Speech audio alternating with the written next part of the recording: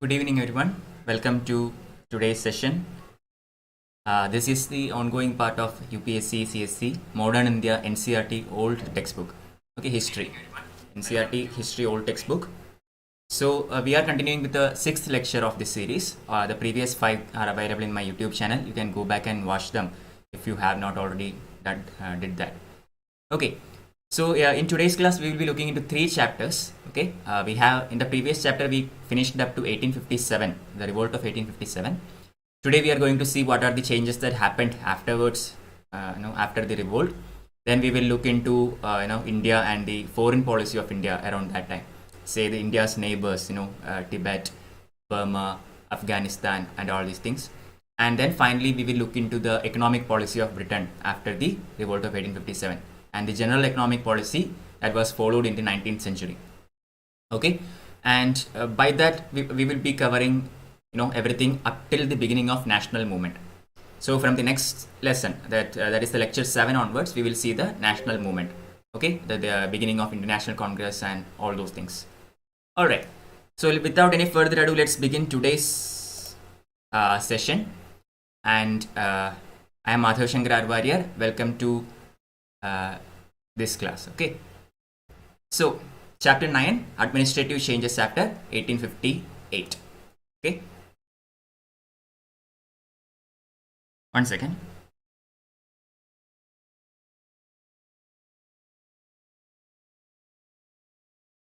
If anybody is facing any issues regarding the quality of the video, simply change it to currently it might be selected as 144p. Change that to 360 or 480. Okay, so let's start. Chapter 9, administrative changes after 1858. So in the previous lesson we talked about revolt of 1857 and how it started, what are the causes, how it eventually culminated with the British victory and replacing the East India Company by the Crown's rule. Okay, so after this revolt of 1857, the condition was such that the reorganization of India was inevitable. Okay, reorganization means what? To infuse some changes in the society, infuse some changes in the economy, infuse some changes in various fields. Okay, so as far as Britishers were concerned, they completely reorganized India in a variety of fields, say in society, in government, and in economy, other fields as well. Okay, so we are going to see what all happened after the revolt of 1857. So first of all, in the field of administration. We all know that after 1857 revolt, the very famous Queen's Proclamation happened, also known as the Act of Parliament of 1858. According to this act, there were some crucial changes in the British policy towards India. Please read the important points of this act from your Spectrum textbook. It's given point by point. I am currently sticking with the NCERT Old History textbook only. Okay, so according to this act, or as per this act, the company rule was replaced by crown rule. So far it was the East India Company which was ruling India, but from now onwards we see that the British Crown has taken over the administration of India. Alright, and up till now we see that the Governor General of India was the utmost power as far as India was concerned. Okay, although he will talk with the court of directors etc. who are sitting back in Britain, still the day-to-day administration in India was carried out by the Governor General. But from now onwards we see another post being created called the Secretary of State for India. Okay, Secretary of State for India. This person is actually a cabinet member in the British cabinet. Okay, a member in the British cabinet. So he is responsible to the British Parliament. So effectively, the real power of administering India is now with the hands of the British government, not the East India Company. To aid and advise this person, the Secretary of State, India Council has also been established. Okay, a council named as India Council was also established. Good evening, Satya. Welcome. If you have any queries, please put it in the YouTube live chat. I will look into it at the end of each slide. Okay. So anyway, an India Council was established, and although this was a advisory body, it did not have too much power over the Secretary of State. Secretary of State in reality, in all practical purposes, had the power to overrule the decisions of India Council. However, in financial matters, the approval of the council was essential. as far as all other matters are concerned in the day-to-day administration, the Secretary of State had the power to overrule the council. But in financial aspects, this is a very the exception in this power. In financial aspects, the Secretary of State has to go by the approval of the council, also known as the India Council. Okay, the Governor General, who was also given the title of Viceroy or the Crown's representative of India. So this is another point where many of you go wrong while answering prelims questions. The post of Governor General was not actually abolished. Okay, instead it was appended with another title, that is Viceroy. So from now onwards, we see that instead of Governor General of India, it is Governor General and Viceroy of India. So that is the appended title. So whenever this person acts as the representative of British Parliament, he will assume the title of Governor General. Okay, in the capacity of British Parliament, whenever this person acts in the capacity as a representative of the British Parliament, he acts as Governor General. But when he acts as a representative of the Crown, then he will act as the Viceroy. Both are the same person only, but depending upon on which capacity he is taking a decision, he will be either Governor General or Viceroy. Clear? Now, earlier we have seen in the previous classes that British and India did not have a very smooth method of communication.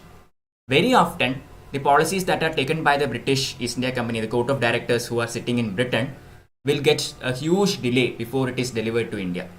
So day-to-day administration in India had to be done by somebody who is sitting in India. Okay, and the Court of Directors usually does a post-mortem work, because otherwise there is a huge delay between communication from Britain to India, long distance and all. But in the 1870s, a submarine cable was laid between Europe and Asia. Okay, so the advantage is that the communication time has considerably reduced. So from now onwards, we see that the policies of British in India is actually taken by the British government itself. Okay, although we know that the Viceroy or the Governor General had still a lot of power with him, but despite that, British had much more control and much more real-time connection with India since the 1870s. Okay, but although we are talking about the administration of India, one thing has to be noted clearly, that around this time, even at this time, there was no voice for Indians in the administration of India. Okay, even now, even after all this revolt and all these things, Indians still do not have a voice in the administration of India. Britishers does this administration in the manner they want, for their convenience and for their profit, etc., etc. Okay, so just like the secretary having a council called the India Council, the Governor General also has his own council. Welcome, Vasanta Lakshmi. Okay, the Governor General also had an executive council. Initially, there were 5 members. Okay, later on we will see that in 1918 it was increased and all, but we will study that later. But anyway, at the beginning it had 5 members, and a Governor General was aided and advised by this executive council. Okay, Governor General had the power to override important decisions of the council. Okay, so in India, just like this particular person, Governor General, had certain power to overrule this executive council as well. So a lot of powers was concentrated in the hands of this one person, this single person. Clear? Then in the India Councils Act of 1861, Governor General was authorized to add executive council to this executive council about 6 to 12 members. Okay, Indians were regularly rallying against the British method of administration. They were wanting to have a post or a representation of Indians in this executive council. Okay, so by the constant rallying of Indians and all, finally in 1861 Council Act, the Governor General was given the power to increase the size of his executive council, thereby adding about 6 to 12 members, of whom at least half has to be non-official members. What does this non-official members means? Non-official means nothing. People who are not directly associated with the British government as such. Okay, non-official doesn't mean Indians. Non-officials can be from Britain as well. Okay, but not exactly in the administrative hierarchy, not a civil servant as such.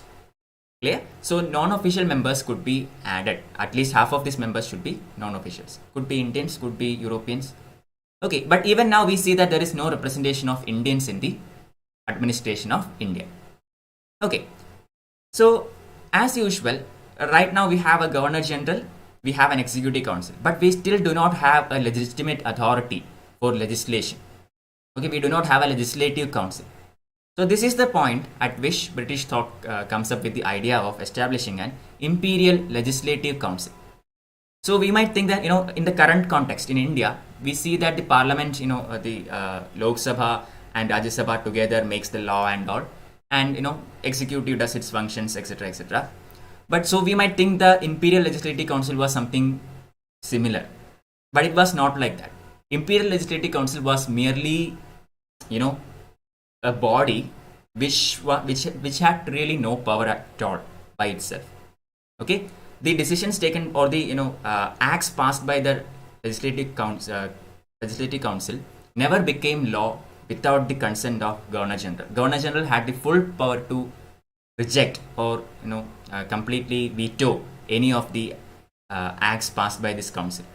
Similarly, it cannot function without prior permissions from the executive. It cannot discuss the budget. It cannot ask financial questions, etc., etc. So basically, this was more of a show, okay, just to placate the Indians and just to show that there is a legislative council doing all this, just like in any other country. Okay, so basically, this was a powerless body, the Imperial Legislative Council, and no bill passed by it could become an act till it was approved by the Governor General. And even if it was approved by the Governor General, Secretary of State could disallow it. So basically, all in all, this Imperial Legislative Council was merely an advisory body without any real powers. Okay, Indian members of the Legislative Council were few in number and were not elected by the Indian people, but were nominated by Governor General.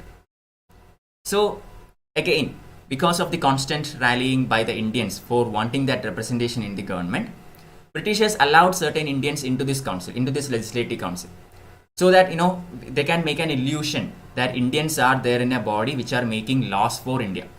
Okay, this Imperial Legislative Council makes laws for India. However, weak it is, but still in this body Indians have representation. So Englishers thought that this might actually placate Indians, appease Indians. But this was merely a show, and there was nothing concrete in it. And the members who are in this council were not elected at all. Instead, it was nominated by the Governor General. So Britishers made sure that this council had the Indians whom they thought would be helpful to them.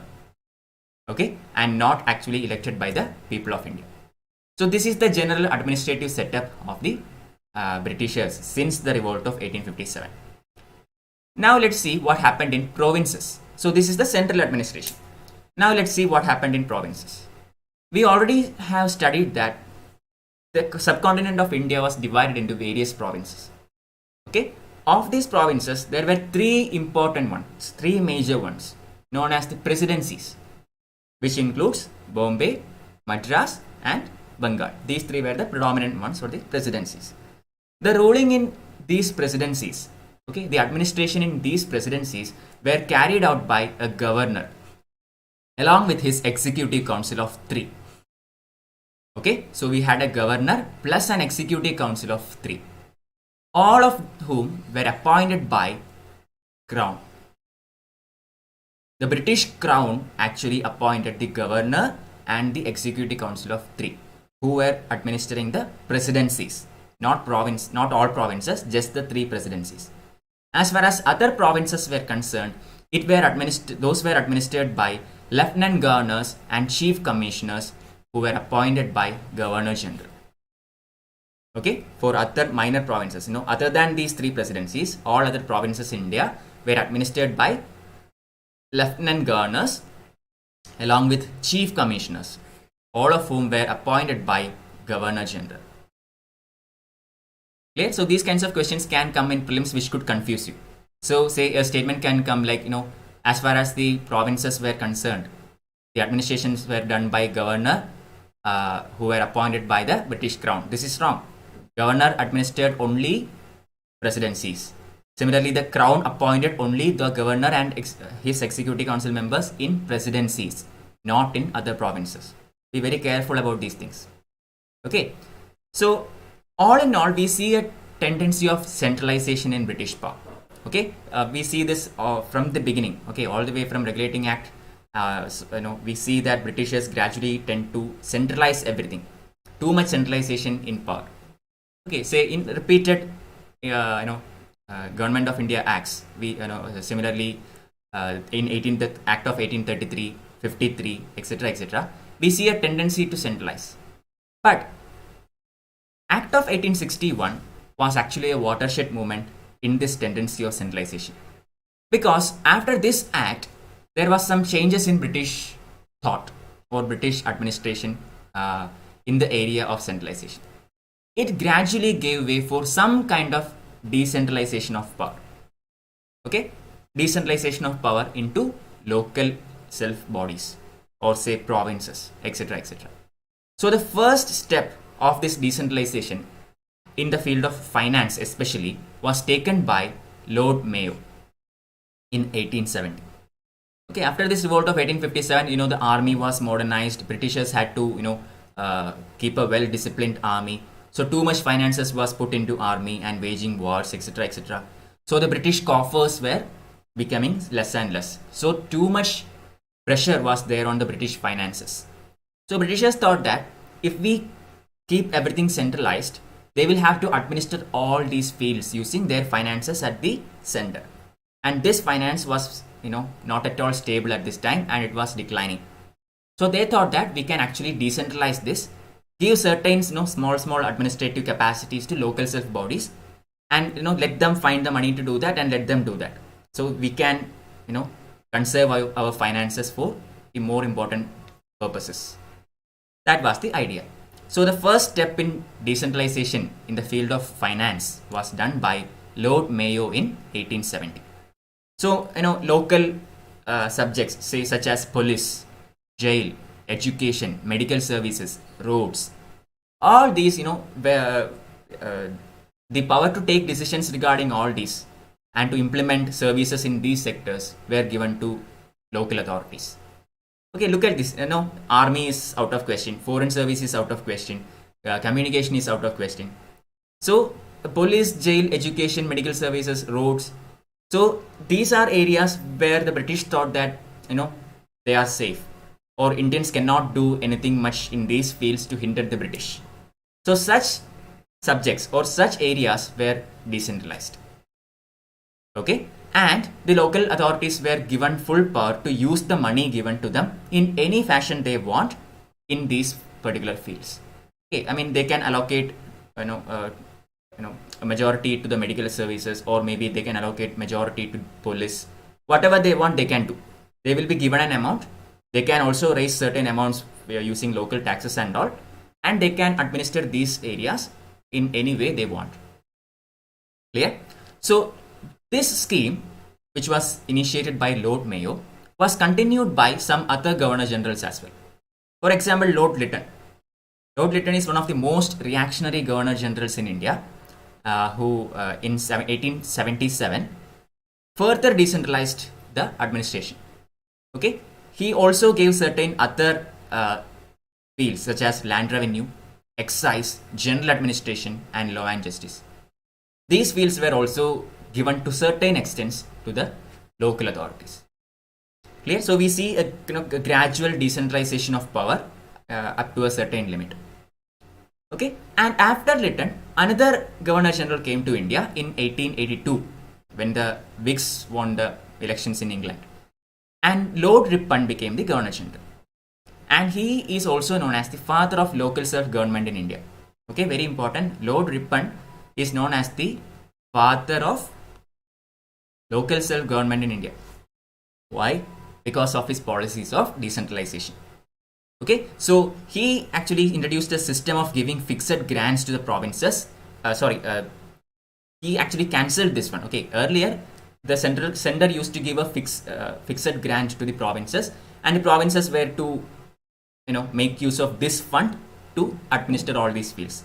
But Ripon stopped this and allowed the provinces to make money of its own, allowed the provinces to get the entire income within it from certain sources of revenue and fixed a share of income from other sources.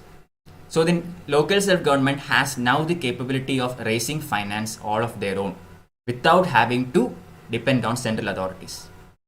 Okay, so without having to depend on the center, the local self-government has the power and authority to raise finances of their own. So that kind of radical decentralization was done by Lord Ripon, and he is known as the father of local self-government. So thus, all the resources of revenue were now divided into three: general, provincial, and those that is divided between center and provinces. Okay, just like our subjects, we have a union list, we have a state list, and we have a concurrent list. Similarly, here the revenue sources were divided into three. One is the center one, which is the general one controlled by the center, then an exclusive one for the province, and then the one shared between these two. Okay, and this plan was actually reviewed every 5 years. Clear? So this decentralization procedure and the provincial administration, etc., was reviewed once every 5 years. So can we say local representation started by Indian Council Act of 1861? Local representation, I mean, we cannot exactly say that, but we can say that the decentralization tendency started in 1861 Councils Act. Okay, decentralization tendency started in the 1861 Councils Act.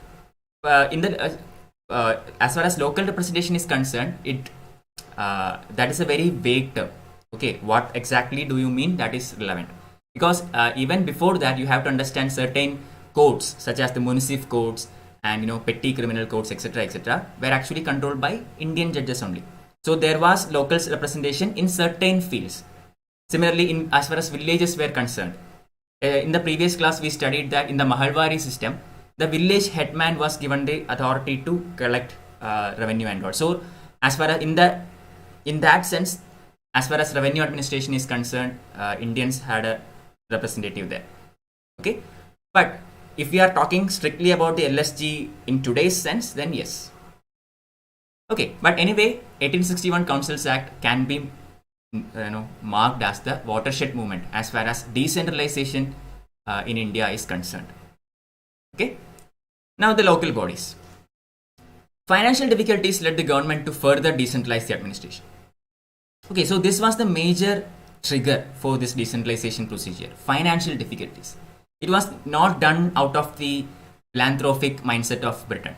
It was not done because Britain thought Indians are good in administering themselves. It was done simply because British did not have adequate finances in its treasury to administer the entirety of India from the center. Okay, so they promoted local government through municipalities, district boards, etc., etc. So the rising Indian nationalist movement demanded the introduction of modern improvements in civic life.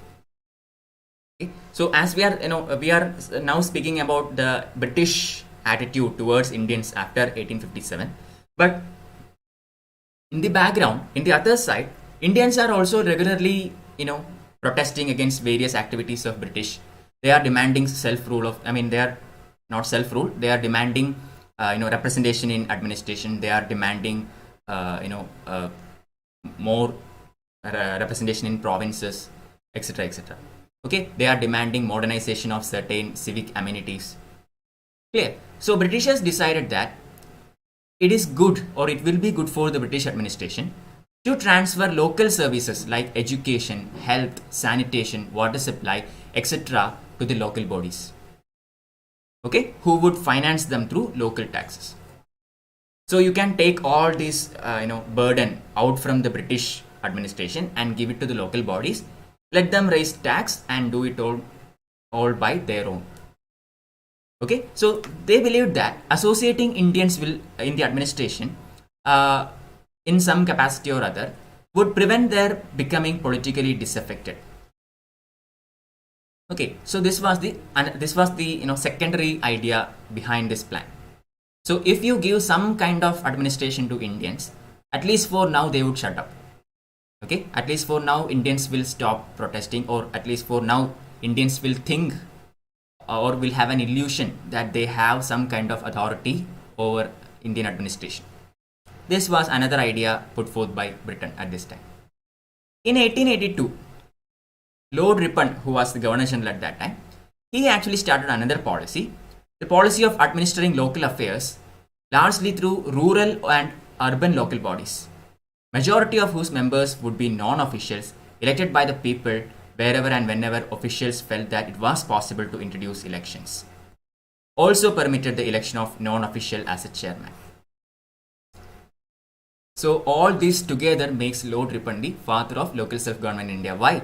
Because finally in 1882, Lord Ripon has initiated a policy by which non-officials elected by the people becomes the members of local local bodies, both in rural as well as in urban areas. Okay, wherever elections are possible, elections were conducted for these local bodies, and non-official members were given the chance to contest that and become members of these local bodies. Also, the chairman of these local bodies could also become, can also be a Indian, a non-official. Clear? So we see a gradual tendency to decentralize since 1861. Okay. Now, these are the changes that happened in administration, in the center, in the provinces, and in the local bodies. Now we are going to see the changes that happened in army. Okay, we are not going to see the entire changes up till independence. We are seeing up to 1885. Okay, up till the beginning of Indian National Congress. From 1885 onwards, the national movement begins, and we will see everything after 1885 in the next class. Okay.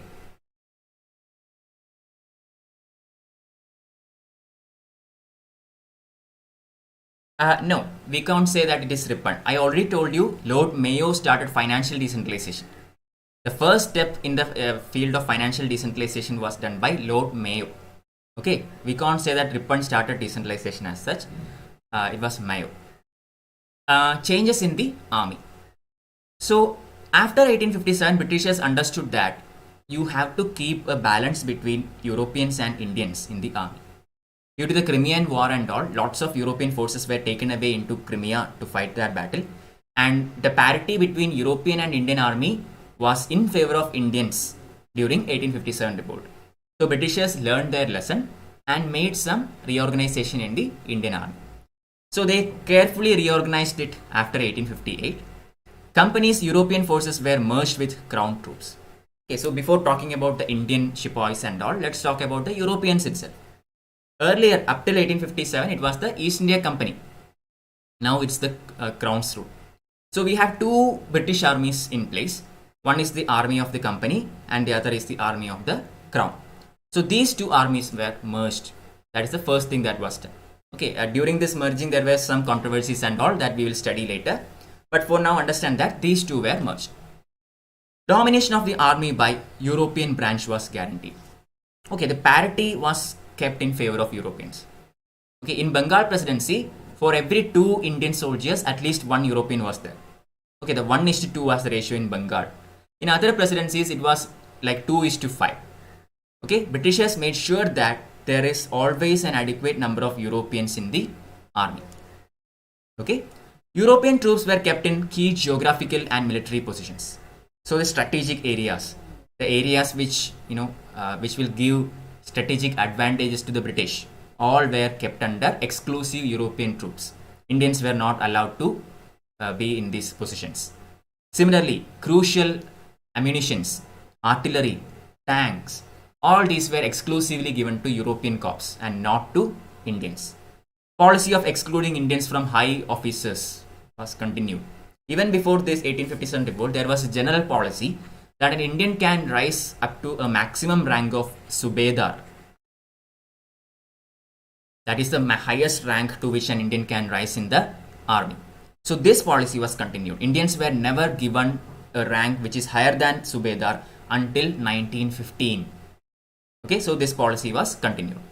Policy of balance and counterpoise, also known as divide and rule, was instigated. So what is this divide and rule policy? We hear about this term divide and rule later in 1905 during Lord Curzon, when he divided Bengal, and the related aspects. But here also in the army, Britishers actually comes up with this divide and rule idea. Okay, they understood that in the 1857 revolt there was complete unity between Hindus and Muslims. Okay, everybody stood together in that. So now they understood this should not happen again. You have to play one faction against the other faction. So divide and rule. Clear? So they started to encourage and promote discrimination on the basis of caste, religion, etc., etc. Also, they came up with this new fiction created by their own called martial and non-martial classes. Okay, so what is this martial class? All those who stood loyal to the British in the 1857 revolt contributed to the martial classes. Okay, martial classes means they are born fighters. Britishers recognize them as good fighters, born fighters. Okay, so the people who remained loyal to the British, say the Sikhs, okay, the Gurkhas, all these regiments actually were loyal to the British in 1857 revolt. So they were considered as martial classes. The companies of Outh, certain South Indian companies, company means battalions, okay, the army battalions, they were considered as non-martial classes. Why? Because they did not remain loyal. Instead, they fought against the British in 1857 revolt. So these armies were considered as disloyal and they were categorized as non-martial classes. Okay, not good for putting into the army. Clear? So this is strictly a British construction, nothing to do with reality. Alright. Similarly, they continued the policy of division and divide and rule by encouraging communal, caste, tribal and regional loyalties. They separated from the life and thoughts of the rest of the population. Okay, so in 1857 revolt we saw another key point. The soldiers were too much concerned with the life of civilians as well, because the soldiers were essentially peasants. Shipais, okay, Indian shipais were basically peasants in uniform. So they knew what was going on in the village side. Okay, they knew the kind of oppression their family is facing, other Indians are facing. Okay, so Britishers understood that this feeling will actually encourage nationalism inside the heart of Indian soldiers, and to prevent this, Britishers tried to isolate Indian soldiers from rest of India, from whatever is happening throughout India.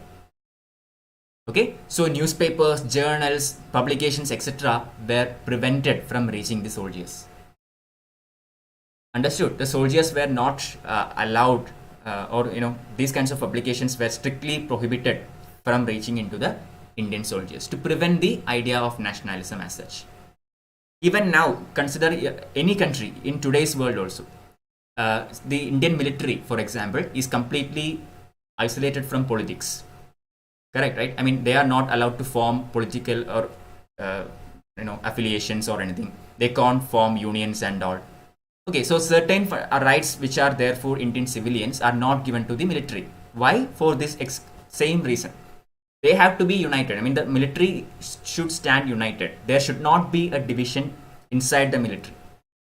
Okay, so that is the ideology behind keeping army away from the rest of whatever is going on in the country. Okay. Any questions? Alright, welcome Seema Shetty.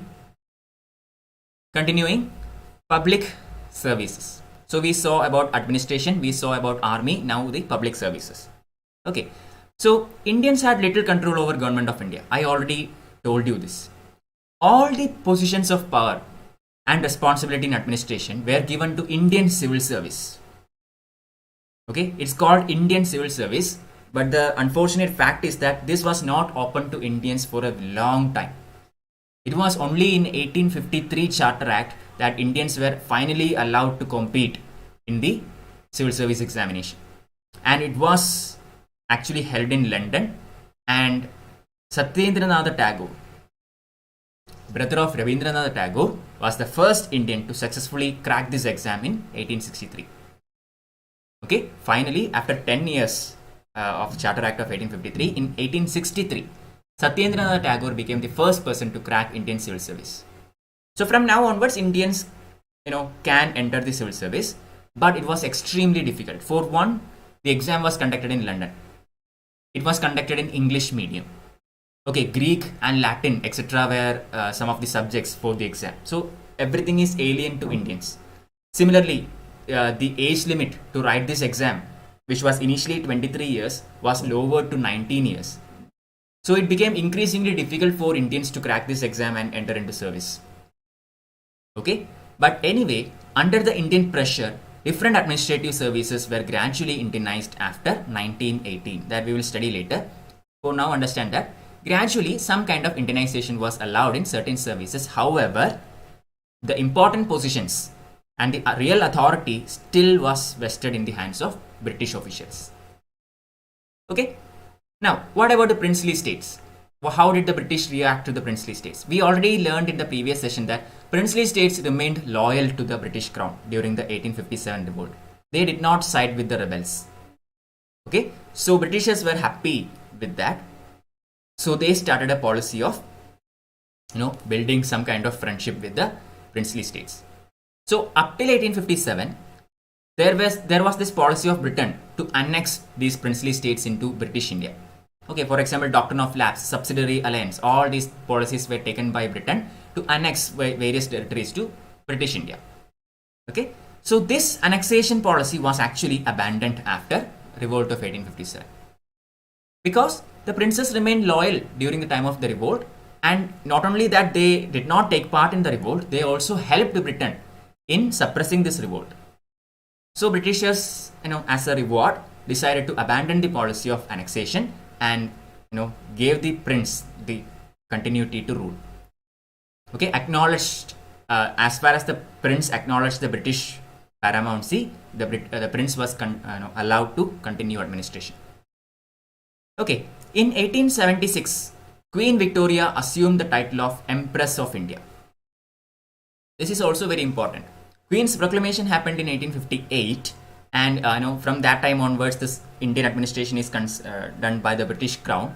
But it was only in 1876 that Queen Victoria assumed the title of Empress of India. Okay, only after 18 years since that proclamation. Clear. Also, later Lord Curzon made clear that the princes ruled these states merely as agents of British Crown. Okay, so this kind of integration, integration between the princely states and the British authority over India, and the consequent interference was also encouraged by the development of All India Railways, postal and telegraph systems, currency, and a common economic life. Okay, so we already looked into certain aspects: administration, army, princely states, etc., etc. So in other areas such as postal system, telegraphs, currency, all these also brought this kind of national integration in India. Okay, because now we have a common currency denomination, we have a common standard of minting, we have a common sort of economic life. The railways allowed easy movement of goods and personnel from one part of India to another. So the regional disparities, were not anymore, pronounced. Okay, the postal system and telegraph system made communication much quicker. So all these actually created a national integration throughout the territory of India. Okay, now let's look at certain administrative policies. Okay, so these administrative policies happened after 1857. So one thing is very sure, these were deliberate policies. Okay, they were not taken by British at random. These policies were taken purposefully by the British for serving some of their interests. Divide and rule. Taking advantage of this disunity among Indian powers, and by playing one power against another. Similarly, playing Hindus against Muslims and vice versa. So Britishers gradually started using this idea of divide and rule very commonly throughout its administration in India. Okay, so what happened in revolt of 1857? We all know that Emperor Bahadur Shah Zafar was the leader of this revolt. Okay, at least the revolutionaries made him the symbol of the revolt. Okay, so it was the Britishers actually put the blame a lot on the Muslims. So the general attitude of the British towards the Muslims after the 1857 revolt was extremely cruel or extremely harsh. Okay, they blamed the Muslims for conducting this revolt. Okay, so after the revolt, there was huge oppression against the Muslims. Their lands and property were confiscated, and a lot of Hindu rajas actually sided with the British during this revolt. So the Britishers declared Hindus to be their favorites. Okay, so one you have to remember, during the revolt, Hindus and Muslims stood together in general. Okay, there was complete Hindu-Muslim unity in the revolt. But after the revolt, Britishers decided to play communal policies. So they actually confiscated the lands and started to treat Muslims harshly, and they started to favor Hindus because most of the rajas of the princely states were Hindus, and they actually remained loyal to the British. Okay, after 1870, this policy was reversed, and an attempt was made to turn upper class and middle class Muslims against the nationalist movement. Okay, after 1870s, this harsh treatment of Muslims was, subsided to some extent, and instead of playing, instead of treating the Muslims harshly, they actually started to use the Muslims against Hindus. For example, Sir Syed Ahmad Khan, you know about the Aligarh movement and all. Initially, he was a very much a liberal person. I mean, very tolerant towards all religions. But towards the end of his career, he became pro-communal, and he started to advocate for betterment of Muslims at the cost of Hindus and all. Okay, we will study about that in the upcoming lessons. But for now, understand that Britishers started to use the Muslim upper class and middle class for their own betterments. Okay, the government clearly used the attractions of government service to create this split. Okay, so in general, around this time, the Indian intelligentsia, okay, we call a section of Indian society as Indian intelligentsia. These people who are highly educated tended to have the important posts in administration, whichever is given to the Indians. In general, only a very few posts were given to Indians, and most of these posts were taken by the educated Indians. And most of these educated Indians were Hindus. In general, Muslims lagged behind in the field of education. Okay, so after Britishers started to take a pro-Muslim stand since 1870s, they actually used these government posts as a bait, okay, to encourage competition between Hindus and Muslims, which eventually led to infighting between Hindus and Muslims. Only if there are a limited number of posts, and there is a few number of people who are educated enough to take that post, and who will get it? Will a Hindu get it? Will a Muslim get it? Okay, so they started to use these government services to promote and to encourage infighting between Hindus and Muslims. So in general, when they started to favor the Muslims after 1870s, a kind of hostile attitude was shown towards Hindus, especially the Indian intelligentsia, the educated Indians. Okay, why? Because earlier, you have to remember that Britishers actually promoted the Indian intelligentsia. They thought that if the Indians are educated, they will see that what British is doing is right, and they will encourage westernization, etc., etc. That's what they thought initially, before the revolt and all. But after the revolt, also, Britishers thought that in the 1857 revolt, the Indian intelligentsia did not take part. Okay, the Indian intelligentsia did not take part in the revolt, but instead they remained aloof from it. Okay, for them, this was not the way to attack Britain. Okay, it was not. This is not the way a civilized country should take a stand. Okay, so Indian intelligentsia did not take part in the revolt of 1857. So Britishers were happy with it. Okay, they were happy that this section of the population did not take part in 1857 revolt. But gradually, when Indians began to get educated in Western methods, and when they started to read the Western ideologies, philosophies, etc., etc., these people started to question and use this education to analyze the British rule in India. And they started to point towards the faults, and they started to point towards the discrimination, etc., done by Britain towards Indians. Okay, so they started to use the Western education against the British. And this changed the attitude of British towards educated Indians. They began to become hostile towards the educated Indians. And we see that once the Indian National Congress is established in 1885, it was completely filled by the upper classes and Indian intelligentsia. And Once this Indian National Congress is set up, the British attitude towards educated Indians completely become hostile. Okay, they start to call them, babus, and all these words. All right. Now, what about the attitude towards zamindars? Okay, we have seen about general administration, army, Indian intelligentsia, and each and every section of the society. Now, regarding zamindars, what was the kind of attitude taken by Britain against the zamindars? Okay, let me see if there are any questions. Please, if you have any questions, please put it in the chat. Otherwise, please limit the number of comments. Okay, otherwise I might miss some questions. Okay, anyway, attitude towards zamindars. So what was the attitude?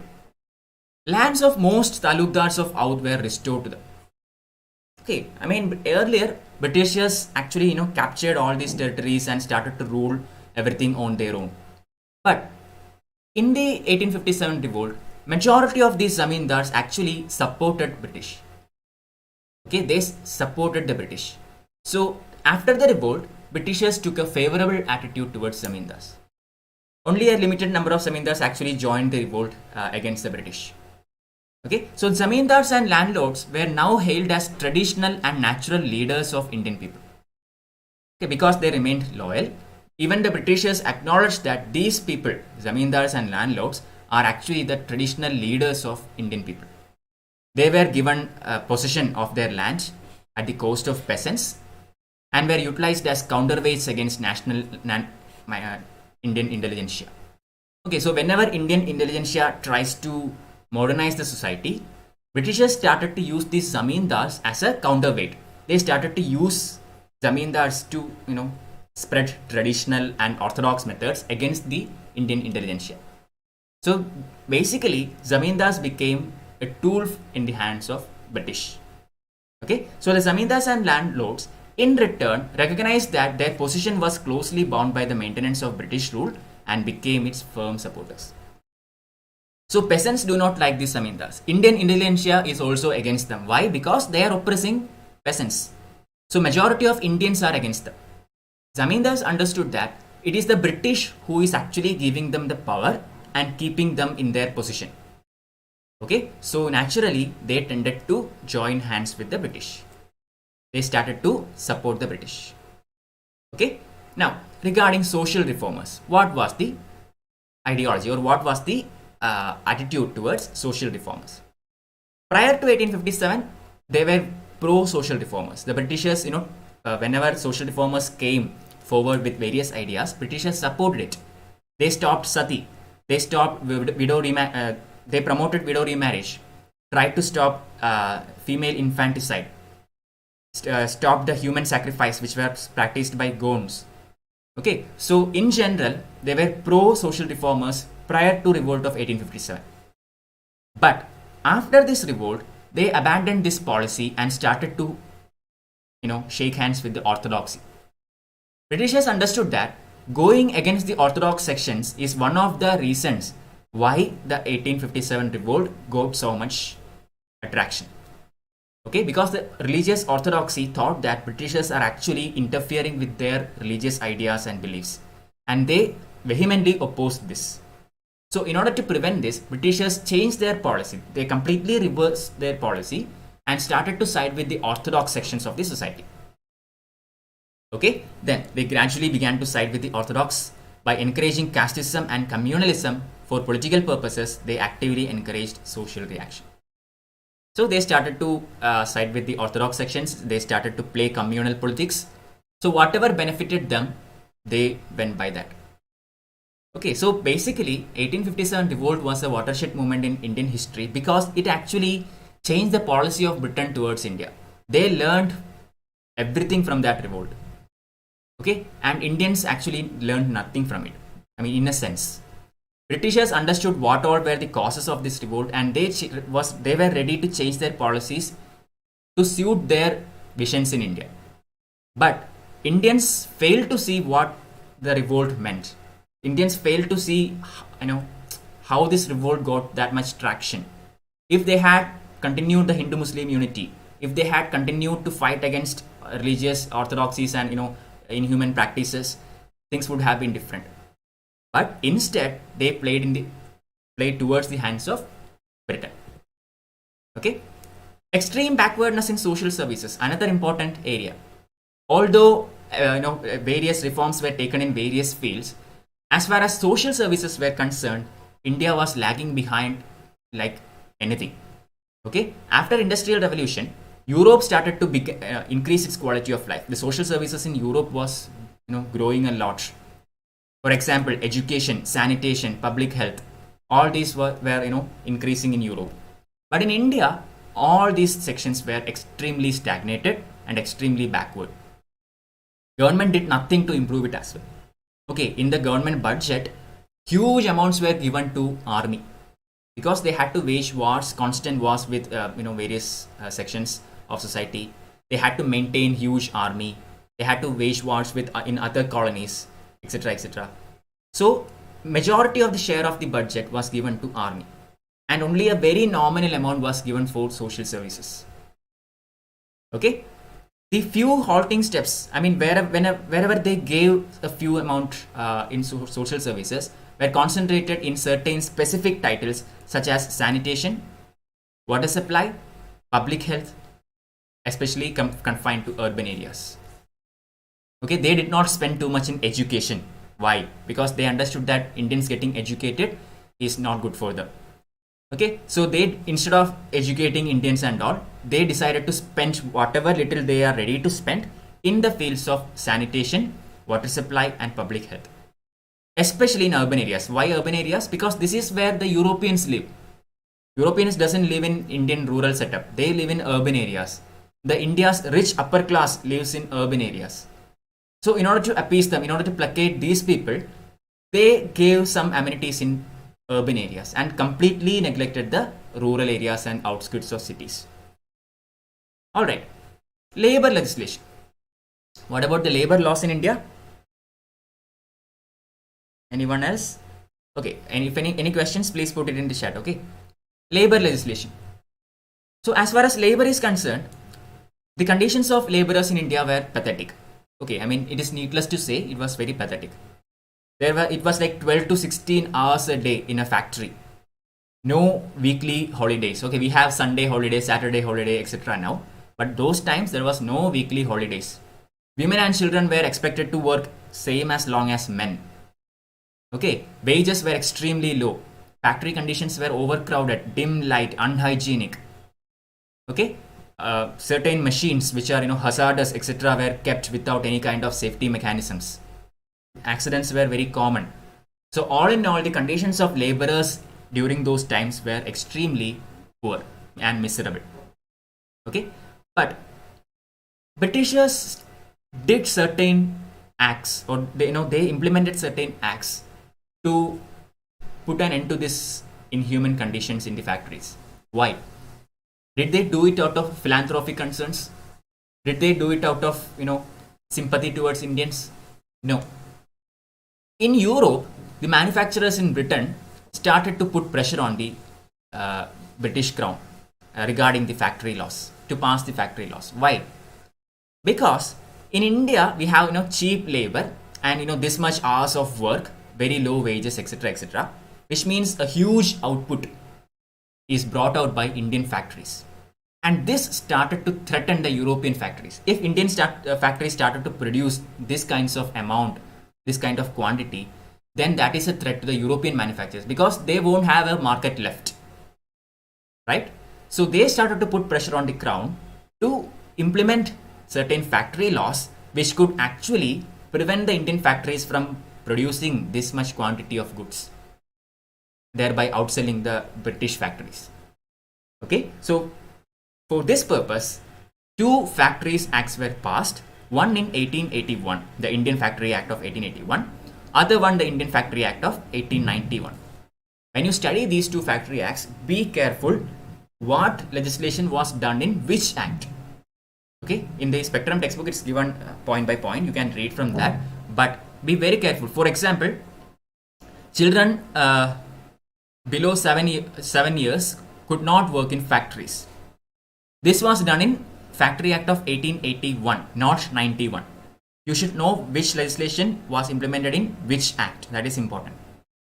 Okay. Similarly, children between 7 and 12 would not work for more than 9 hours a day.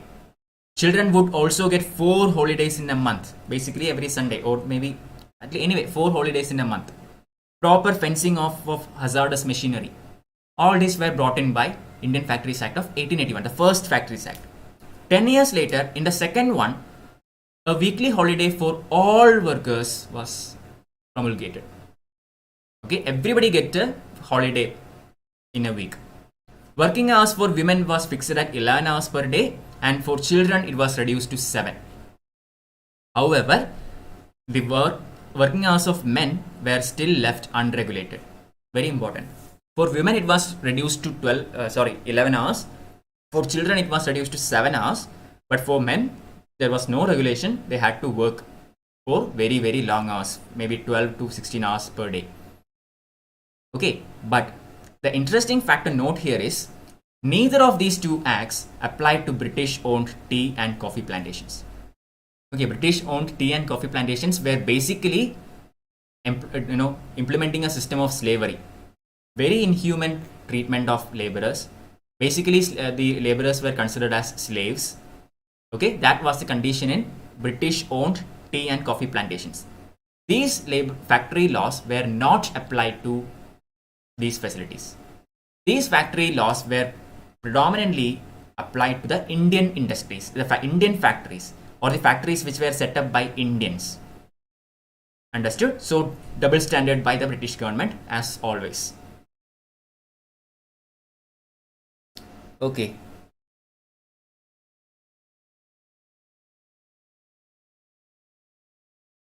Okay, 1858 Act, Satya, you are correct. 1858 Act did made conditions much more worse for Indians, but it is called the Act for Good Governance, not by the Indians. Okay, that was the name of the act given by the British.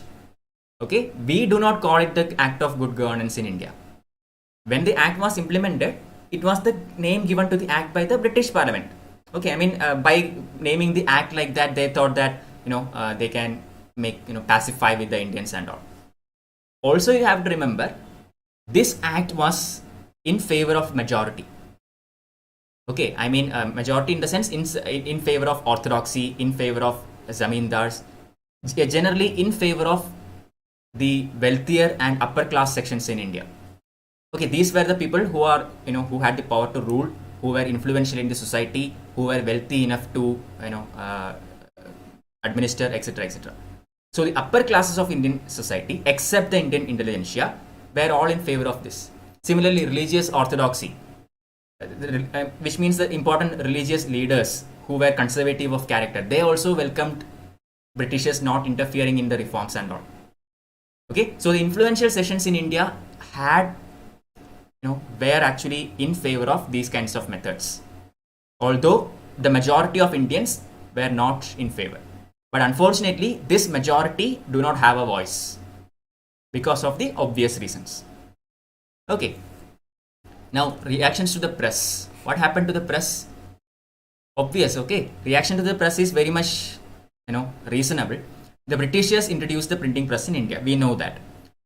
And Indians started to use this to spread their ideologies and philosophies. Raja Ram Mohan Roy, Ishwar Chandra Vidyasagar, Nehruji, Ranade, lots of Indian leaders around that time. Gangadhar Tilak, Bal Gangadhar Tilak in his Kesari and Maratha. Okay, all these newspapers, publications, journals, etc., etc., were used by the Indians to spread political concepts, ideologies, national movement, etc., etc. So this idea of press became a major weapon in the hands of nationalist movement. Okay, initially in early times there were certain restrictions imposed on the press, but in 1835 when Charles Mackay came to India, he actually removed these restrictions, and for this purpose Charles Mackay is also known as the liberator of Indian press. Liberator of Indian press, Charles Mackay. Okay, until then, before his time, there were certain limitations placed on the presses. For example, you have to obey certain British rules and all. You have to give the name of the printing press and all in advance. Similarly, if you publish something against the British, there will be penal or punitive measures, etc., etc. Okay. Anyway, basic limitations, etc., were taken away, and to an extent, Charles Mackay freed the Indian press, and for this purpose, he is known as the liberator of Indian press. Nationalists gradually began to use the press to arouse national consciousness among the people and to sharply criticize the reactionary policies of government. We all know that. When nationalists started to use press against Britain, they started to use reactionary and oppressive policies. Most famous one, the Vernacular Press Act of 1878, implemented by the most reactionary British Governor General of India, Lord Lytton. Okay, when Lytton came to India, he actually implemented the Vernacular Press Act of 1878. Important thing to note here is this act is imposed on vernacular press, not English newspapers, only vernacular newspapers, which basically means the newspapers used by the nationalist leaders. Okay, so another prelims question. Because of this act, one of the very famous Indian newspaper, Amrit Bazar Patrika. Okay, Amrit Bazar Patrika overnight became a English newspaper. It was a vernacular language newspaper, and overnight this newspaper became an English medium newspaper to get out of the ambit of this act, because this act deals with the vernacular newspapers only, this is not applicable to English newspapers. Clear? But this Vernacular Press Act was inviting a lot of criticism and lot of protests, etc., etc. Finally, it was repealed in 1882 by Lord Ripon, the next Governor General. Okay, so this was the attitude towards Indian press. The last slide of this chapter, racial antagonism. So in general, from the beginning, Britishers had this idea that they are superior to Indians. In general, Europeans are racially superior to Asians. This was the ideology of most of the European powers around that time. Okay, they were destined to rule. They were destined to civilize the uncivilized. Okay, so the revolt of 1857 and atrocities committed by both sides had further widened the gulf between Indians and the British, who now began to openly assert the doctrine of racial supremacy and practice racial arrogance. Okay, after 1857, we saw that certain remarks by various historians regarding this particular event. Some historians even call this, a war between civilization and barbarism. Correct? Indians being the barbaric people. Okay, so after the revolt of 1857, English actually began to reassert their policy of racial superiority and their idea that they are destined to rule over India. Okay, so these are the changes or the reorganizations in the fields of administration, army, and attitude towards various sections of the Indian society, which happened after the revolt of 1857 until the beginning of national movement. Okay, after beginning of national movement, some of the policies are kept as such, and some of them are changed to suit the reactions towards national movement. Okay, if you have any queries, you can put it in the YouTube live chat, and I will get back to you. So that is it. We have come to the end of the first chapter of today. The second chapter for today is India and her neighbors. Okay, this chapter is not that much important, so I will go through it a bit quickly. And then we have one more chapter today. Anyway, we will finish by 7 p.m. Okay, within 1 hour, we will complete 2 chapters. That's the idea, or that's the target for today. Okay, so India and her neighbors. Okay.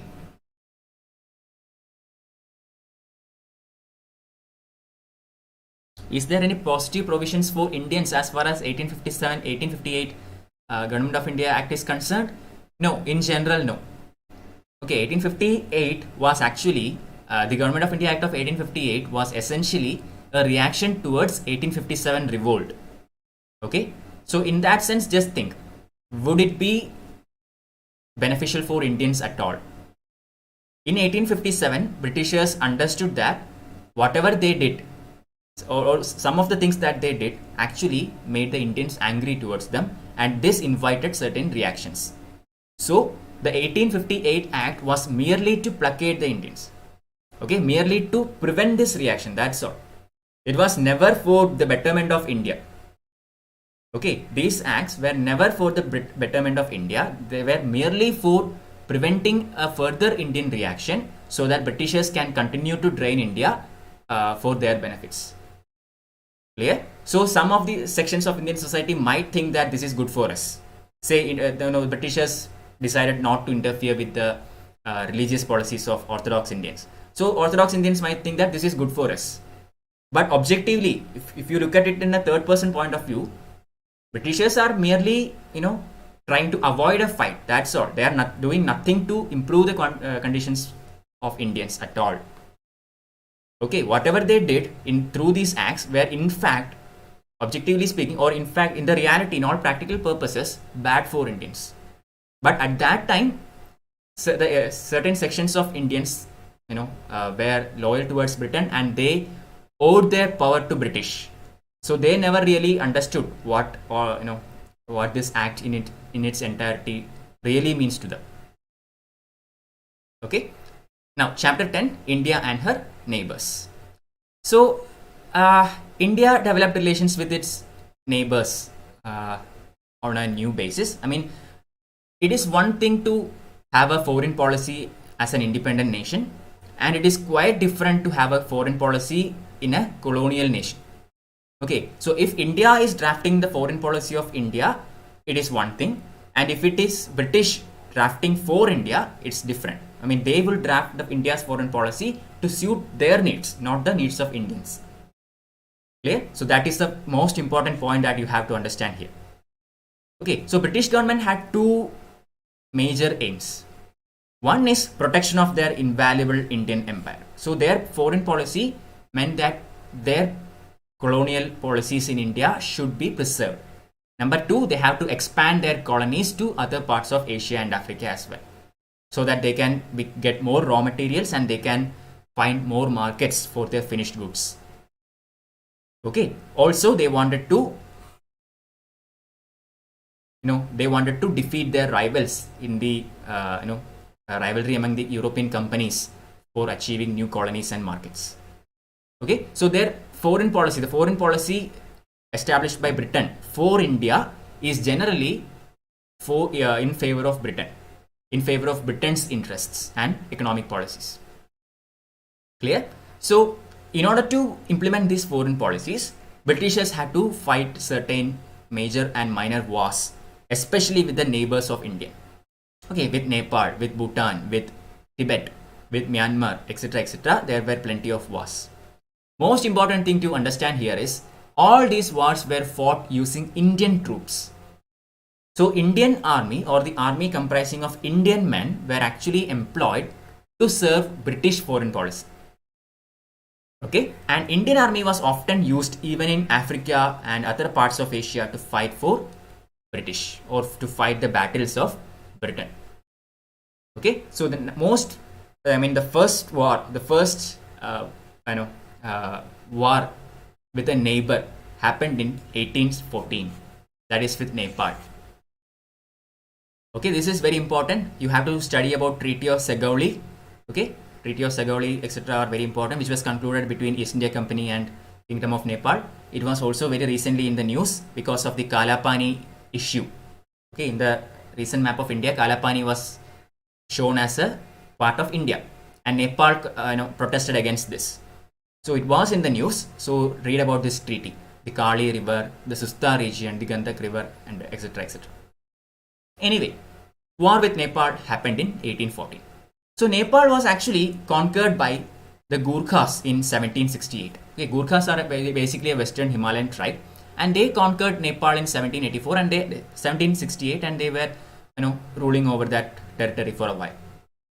In October 1814, a border clash between the police of Britain and Nepal started to happen.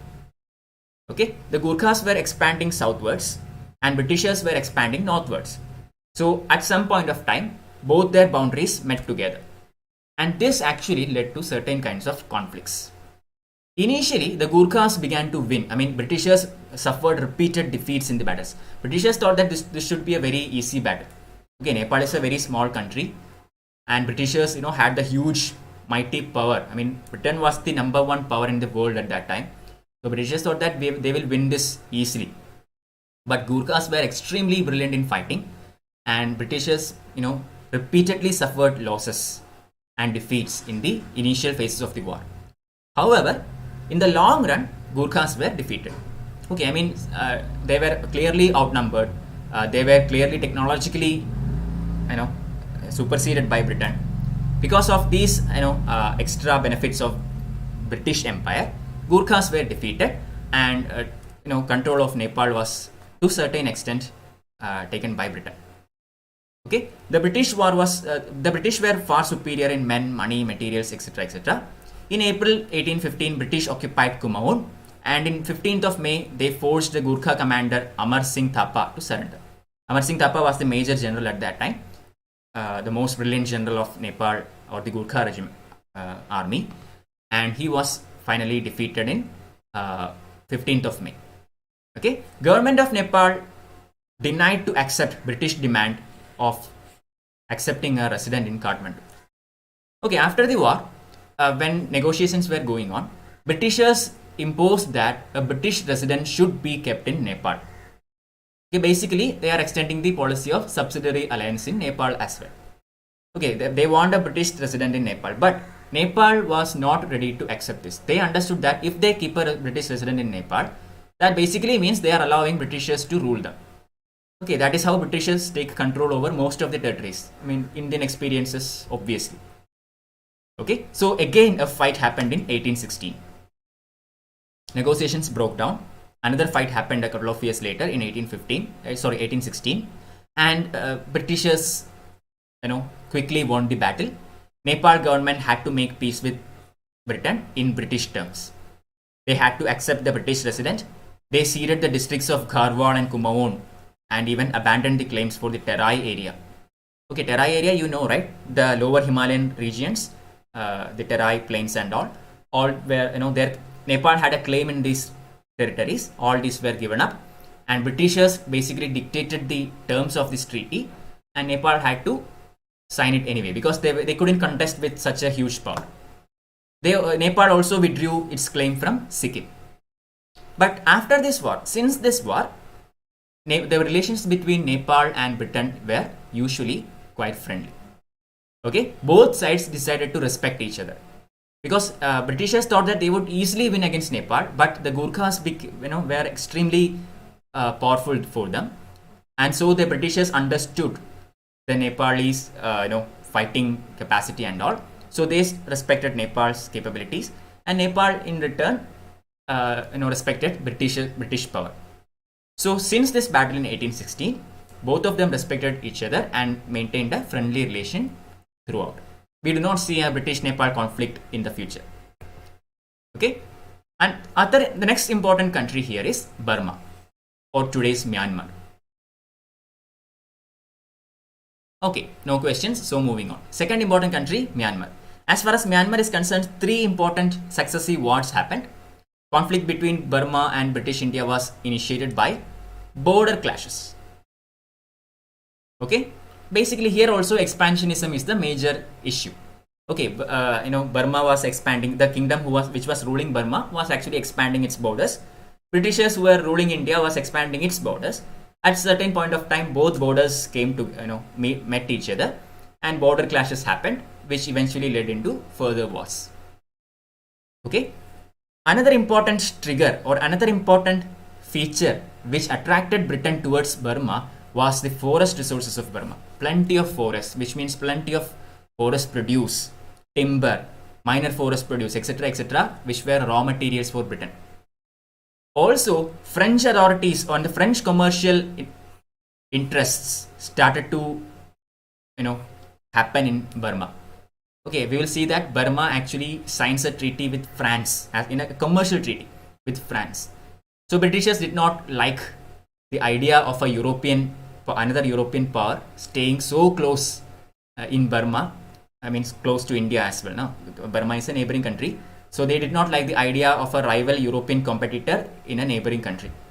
So all these actually made Britain unhappy with Burma.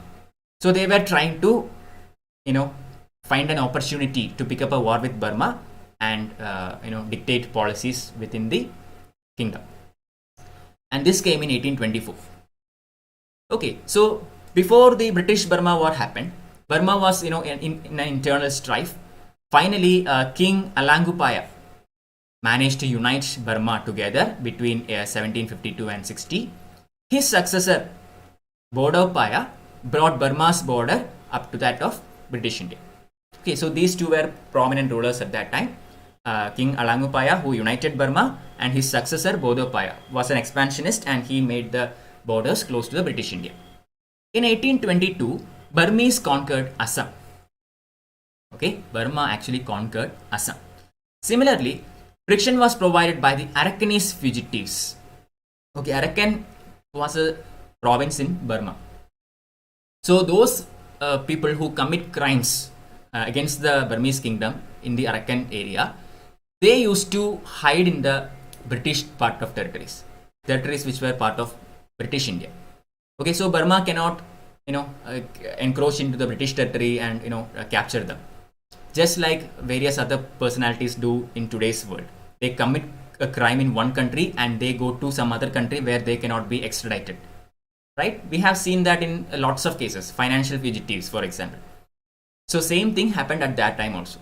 But Burmese usually entered or encroached into the British India, and they tried to capture these fugitives. And this actually led into conflicts between Burma and England. Also, some minor issues. And along with that, British were already trying to establish a commercial base in Burma. Already I explained, no? France was trying to become a power there. Britishers did not like this idea. So Britishers were repeatedly trying to make a commercial treaty with Burma, which did not happen so far. So now when they got an opportunity, they changed small issues into real issues and took this opportunity to force Burma to do their bidding. Okay, so in 1824, British Indian authorities seized the opportunity to declare war on Burma.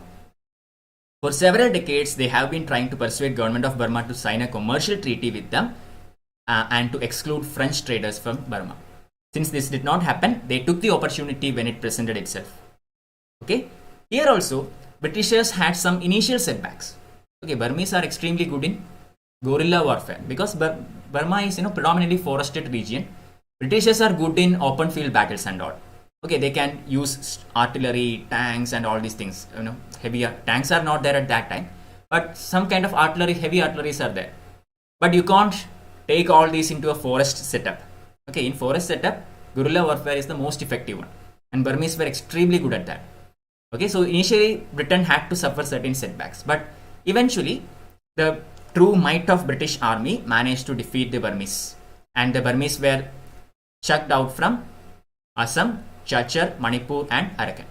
The Burmese general Mahabandula was killed in April 1825.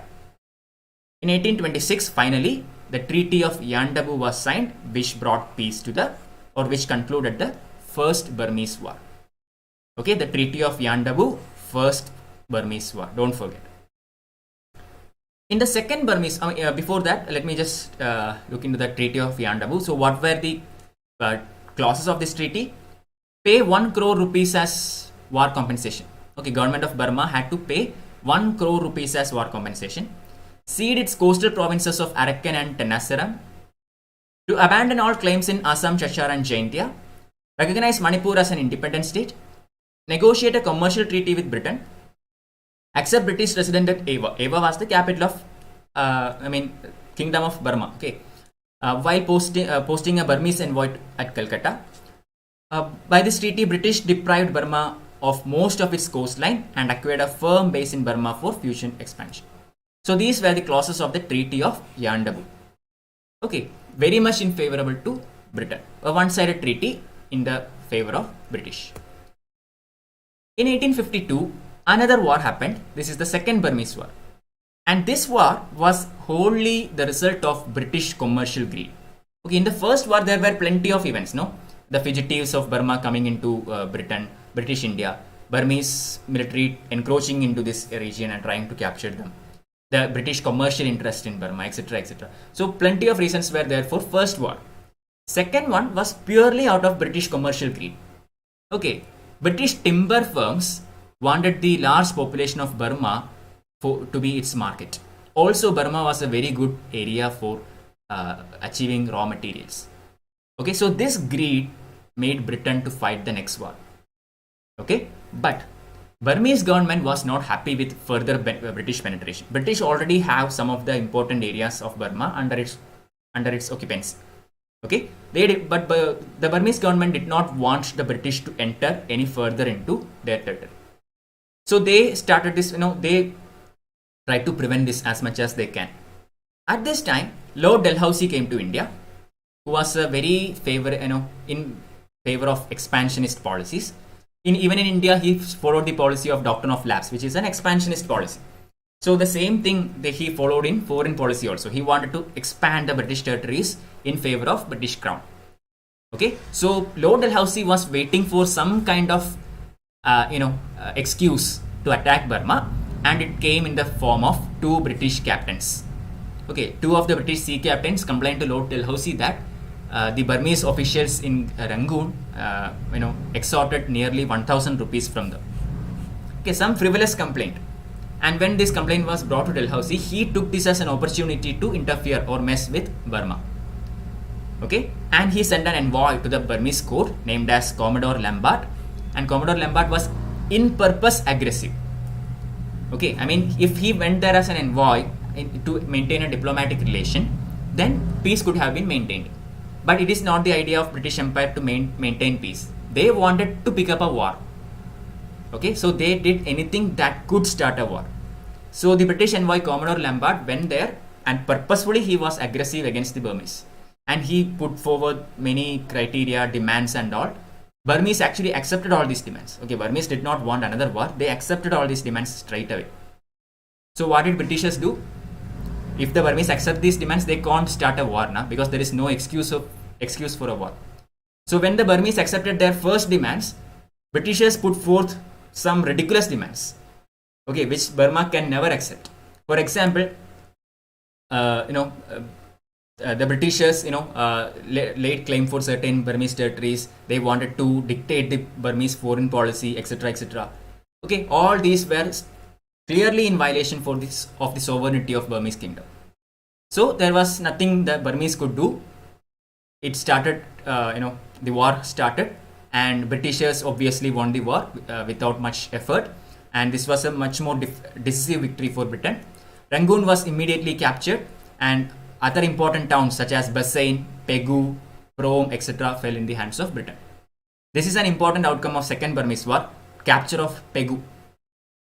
Okay, Pegu is one of the coastal areas of Burma, and by capturing Pegu, Britain now had complete control over the Burmese coast. Okay, so British now control the whole of Burma's coastline and its entire sea trade. So entire South Burma, the entire coastline of Burma is now in the occupancy of Britain. Okay, the last war happened in 1885. That is the Third Burmese War. So Britishers, as usual, greedy. They already have the coastal areas and lower Burma, but now they wanted upper Burma. Okay, upper Burma had lots of forests and timber resources, etc., etc. So they wanted to have that as well. So their expansionist policies continued, and this resulted in the Third Burmese War. Also, there were some other important interests in this war. Why? Because Burma had a border with China. Okay, China was also a very much had a potential of being a very good market for Britain. Okay, China was seen as a very good market, and they wanted to exploit that as well. So Britishers wanted to use Burma as a path to China. So they have to cross over to the northern Burma, the upper part of Burma, and through upper Burma they can reach China. That was the idea. Okay, so Burma was persuaded in 1862 to sign a commercial treaty by which British merchants were permitted to settle in any part of Burma. Okay, so that Britishers can settle in any part of Burma, even in upper Burma, northern Burma, which is under the control of Burmese kingdom. Okay, but Burma was forced to sign this treaty, and British ships sailed through river Irrawaddy into China. Okay, in 1873, Burmese mission visited France and tried to negotiate a commercial treaty. Okay, Burma and France used to be, Burmese were keep constantly trying to establish commercial treaty with France, and in 1873 they actually sent a mission to France to do the same. But Britishers did not like this idea, so they vehemently protested, and they made French government to back away from this deal. Okay, Britishers through their policies made the French government to back away from this commercial treaty. Around this time, King Mindon died.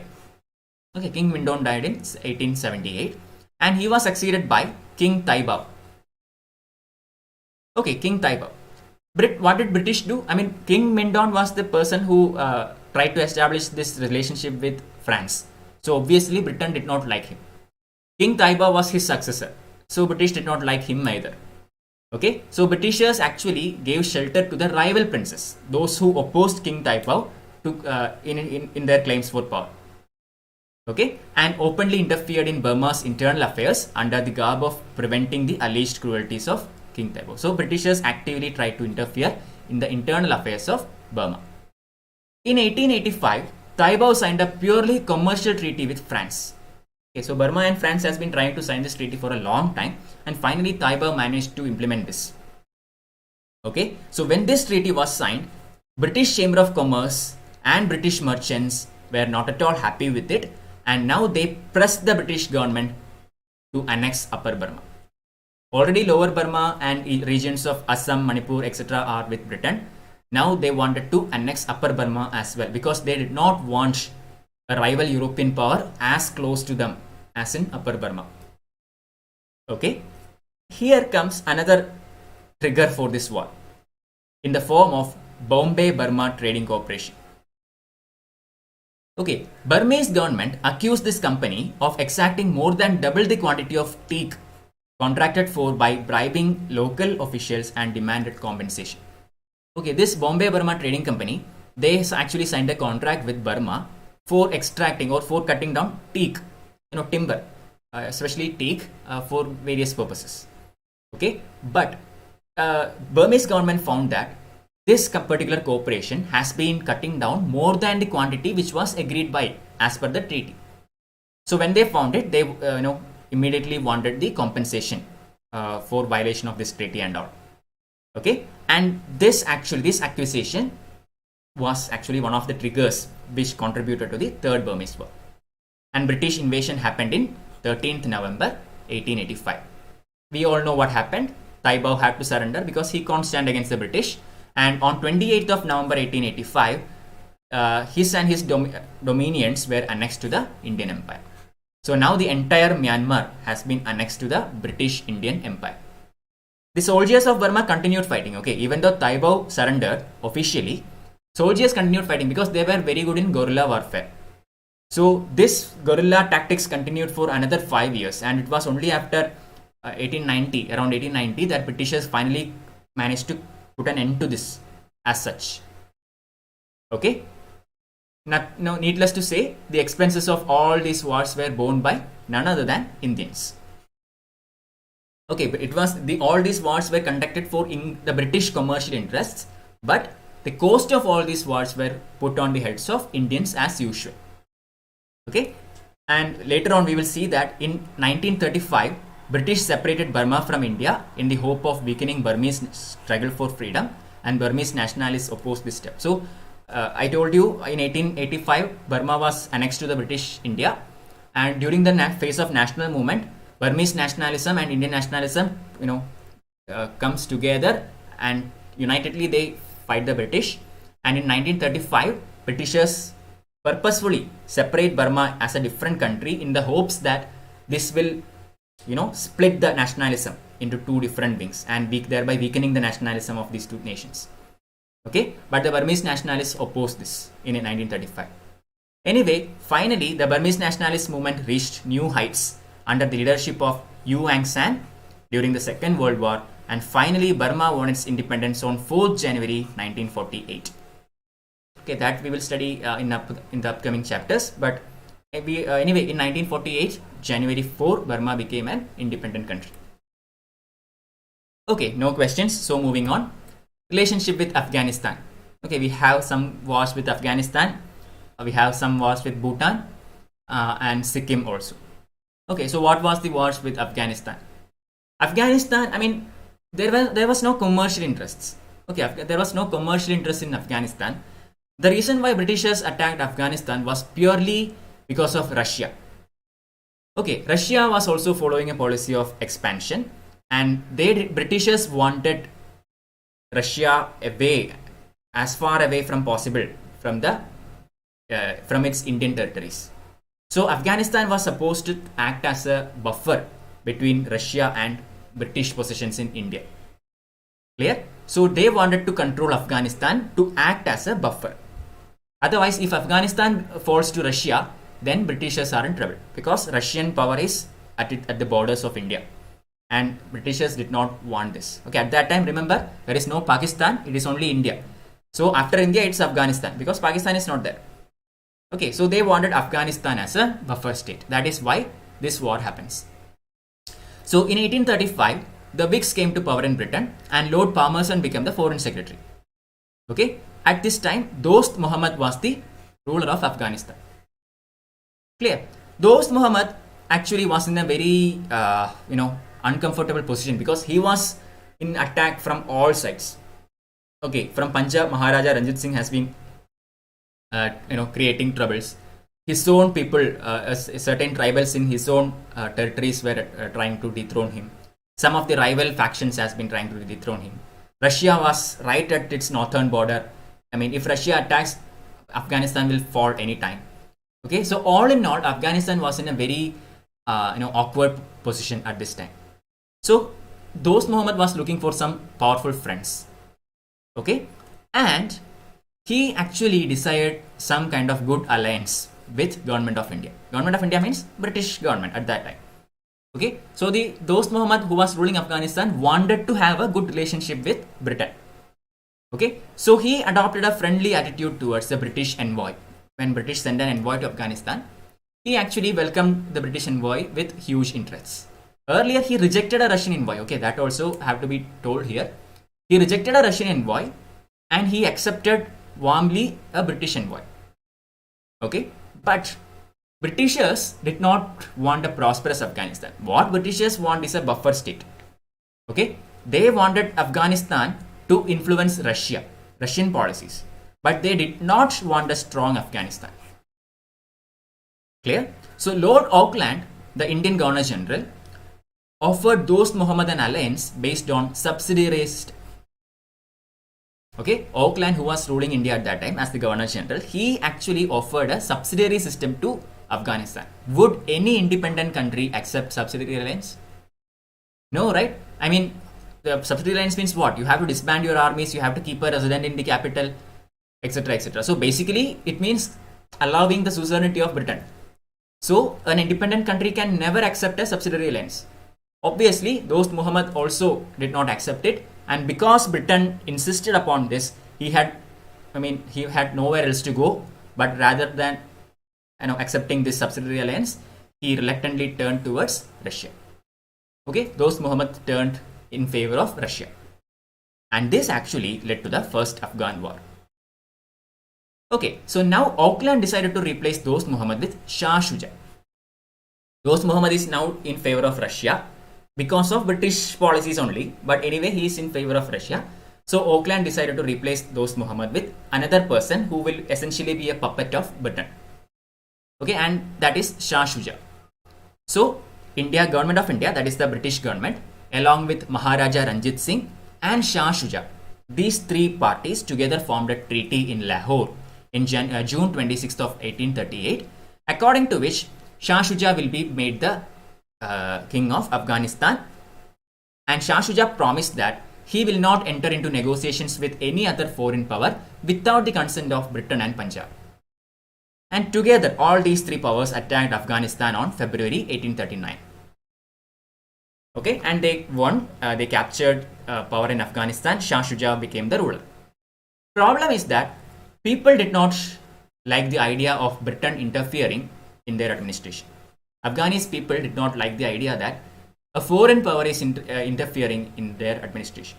Shah Shuja is Afghani only, but Shah Shuja came to power with the help of a foreign power. Okay, so that is basically an insult to the entire Afghanis.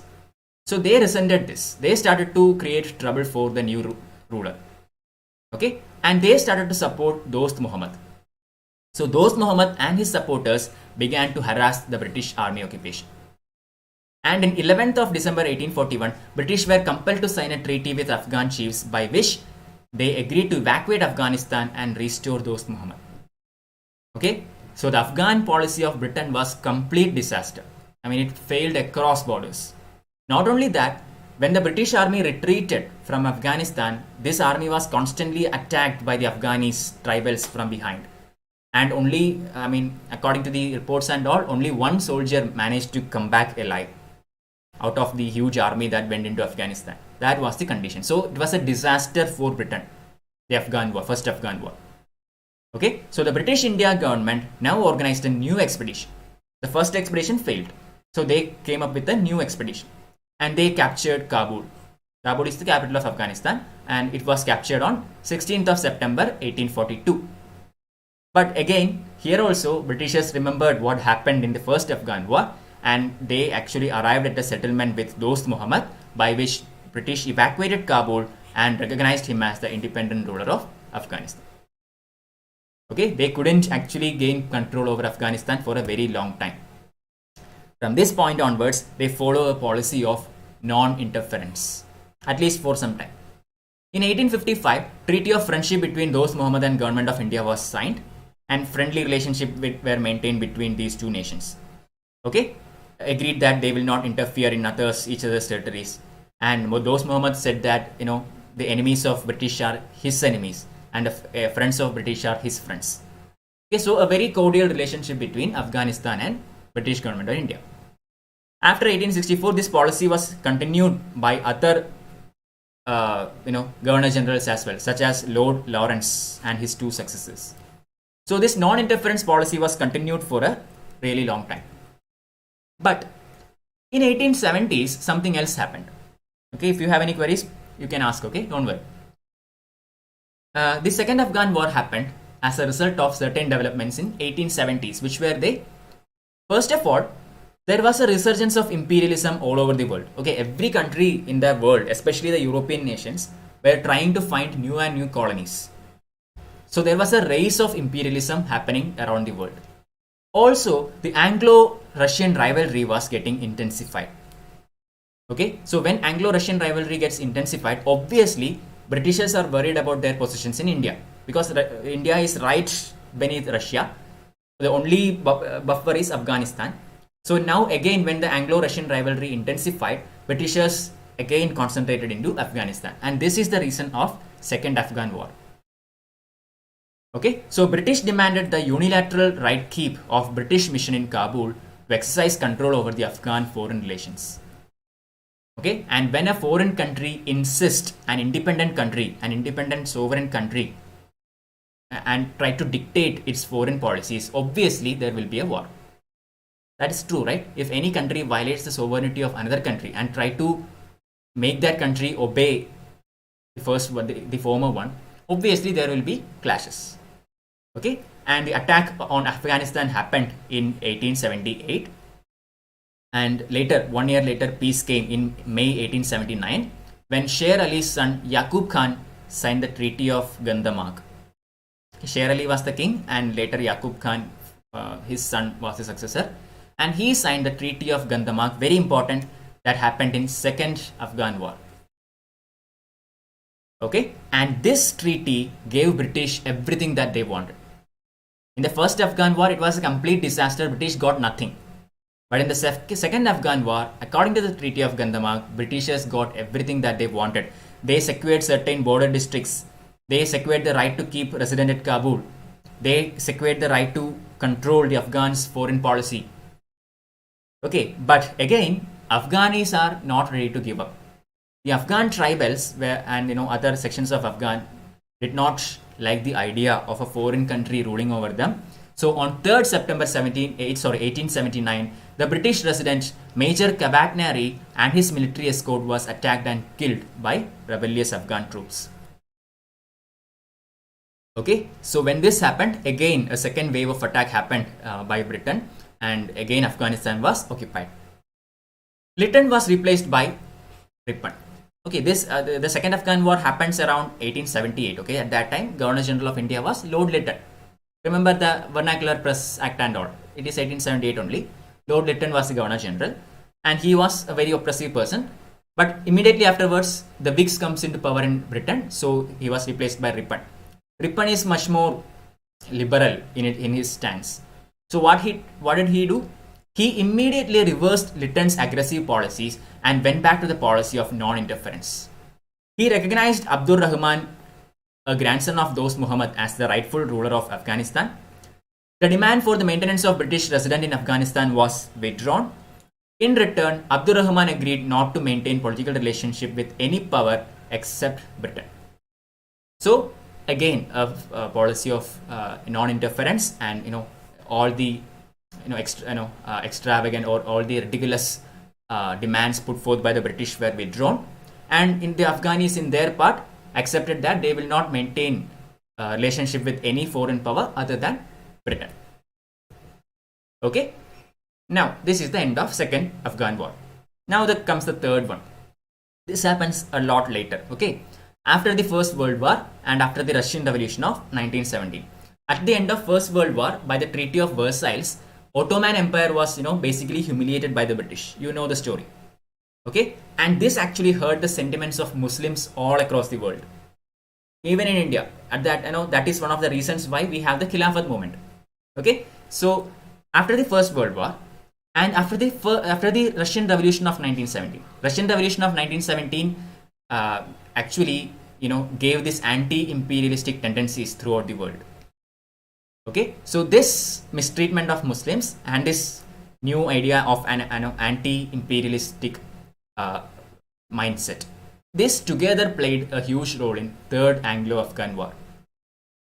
Okay, Afghanis, who were predominantly Muslims, now demanded full independence from British control.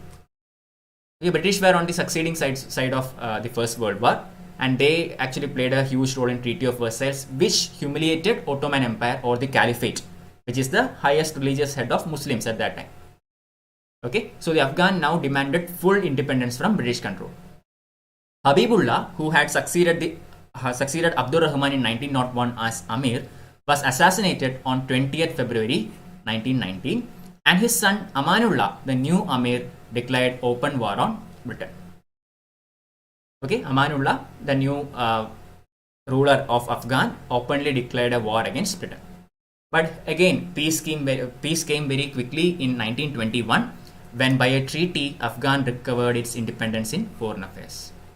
So after the First World War, Britain was not at all in a position to fight costly wars. First World War, British won the First World War, but it was equivalent to losing it. The condition in Britain was equivalent of a loser. Okay, financially, Britain was drained after the First World War.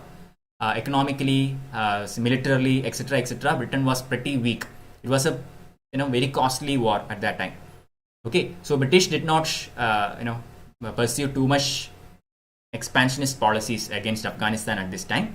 Afghan managed to win this, and according to the treaty, Afghan managed to gain back its independence in the foreign affairs. Also because Russia was an ally of Britain in that war. Remember, in the First World War, Britain and Russia were allies on the winning side. Together they were attacking certain other powers. Okay, so because of it, Afghan was not anymore an important territory for Britain, because Russia and Britain are now allies. Okay, so anyway, that is the end of Third Anglo-Afghan War, and that is all regarding our Indian foreign policy with Afghanistan. As far as Tibet is concerned, Tibet was ruled by... One second, let me look into your comments. Gandamak Treaty, same. Okay, here we have already looked into it. In the Second Afghan War, this was happening, and attack on Afghanistan, I explained this earlier. Attack on Afghanistan was launched in 1878, and Yaqub Khan signed this treaty because Afghan was on the losing side. Okay, in 1878, when Lord Lytton started this second Afghan war, Afghanistan army was completely routed out, and basically Yaqub Khan was forced into dictated peace. Okay, the Afghan did not sign the Treaty of Gandamarg, by itself. Britishers made Afghans sign this treaty. Okay, they inflicted heavy casualties on Afghanistan and they defeated Afghan army and they managed to get everything that they want. So relationship with Tibet. Tibet obviously was ruled by the Buddhist religious orthodoxy, which is named as Lamas. Okay, we know Dalai Lama, etc., etc. But during those times, the Buddhist religious aristocracy actually reduced the local population to serfdom and even slavery. Okay, the Lamas at that time was actually reduce the local population of Tibet basically into serfdom and even slavery. Okay, so but Tibet had recognized nominal suzerainty of Chinese Empire. China at that time, Tibet was ruled by Lamas as a separate territory. Then China was also there, and Tibet had nominally accepted the suzerainty of China. Okay, and China at this time was ruled by the Manchu monarchy. Okay, a monarchy named as the Manchu monarchy. But this Manchu monarchy started to decline in the 19th century, and almost all the European powers got a territory in this area. Okay, France, Britain, Russia, Germany, Japan, USA, everybody penetrated into China politically and economically. And the Manchus were actually overthrown in 1911. Both Britain and Russia were keen to promote relationship with Tibet. Okay, in 1911, by the time of 1911, the First World War was very much coming. In 1914, the World War starts. But even in 1911, the preparations of the First World War, or the First World War is something that was predicted a long time before itself. Okay, so by 1911, the conditions in the world were such that a world war is pretty much predicted. So Britain and Russia wanted to promote relationship with Tibet. Okay, they were on the same side. The enemy for Britain and Russia at this time is Germany. Germany was the main enemy. So Britain and Russia wanted to promote close relationships, and they wanted to promote relationship with Tibet as well. Okay, Tibet is lying between Russia and British Empire. So British policy towards Tibet was governed by both economic and political considerations. Government of India under Lord Curzon, it started an immediate action to counter Russian moves and to bring Tibet under its system of protected border states. Okay, again, same thing. Britishers still did not trust Russia. They still wanted, to keep buffers throughout, sides of India, throughout the boundaries of India. Same policy followed in Afghanistan, followed in Tibet as well. Despite being in the same side in this World War, still there was lack of trust. Okay. Anyway, in March 1904, Curzon dispatched a military expedition to Lhasa, that is the capital of Tibet, under Francis Young husband. The treaty was signed after long negotiations. According to this treaty, 25 lakhs was paid as indemnity by the Tibetans. Chumbi Valley was to be occupied by Britain for 3 years. British trade mission was to be stationed in Yanstey. Okay, all these were the clauses in that treaty. You can read it from the Spectrum textbook. British agreed not to interfere in Tibet's internal affairs. Okay, and on their part, Tibetans agreed not to admit the representatives of any foreign power into Tibet. Okay, also finally in 1907, okay, there was another important thing that happened. That this is the Anglo-Russian Convention.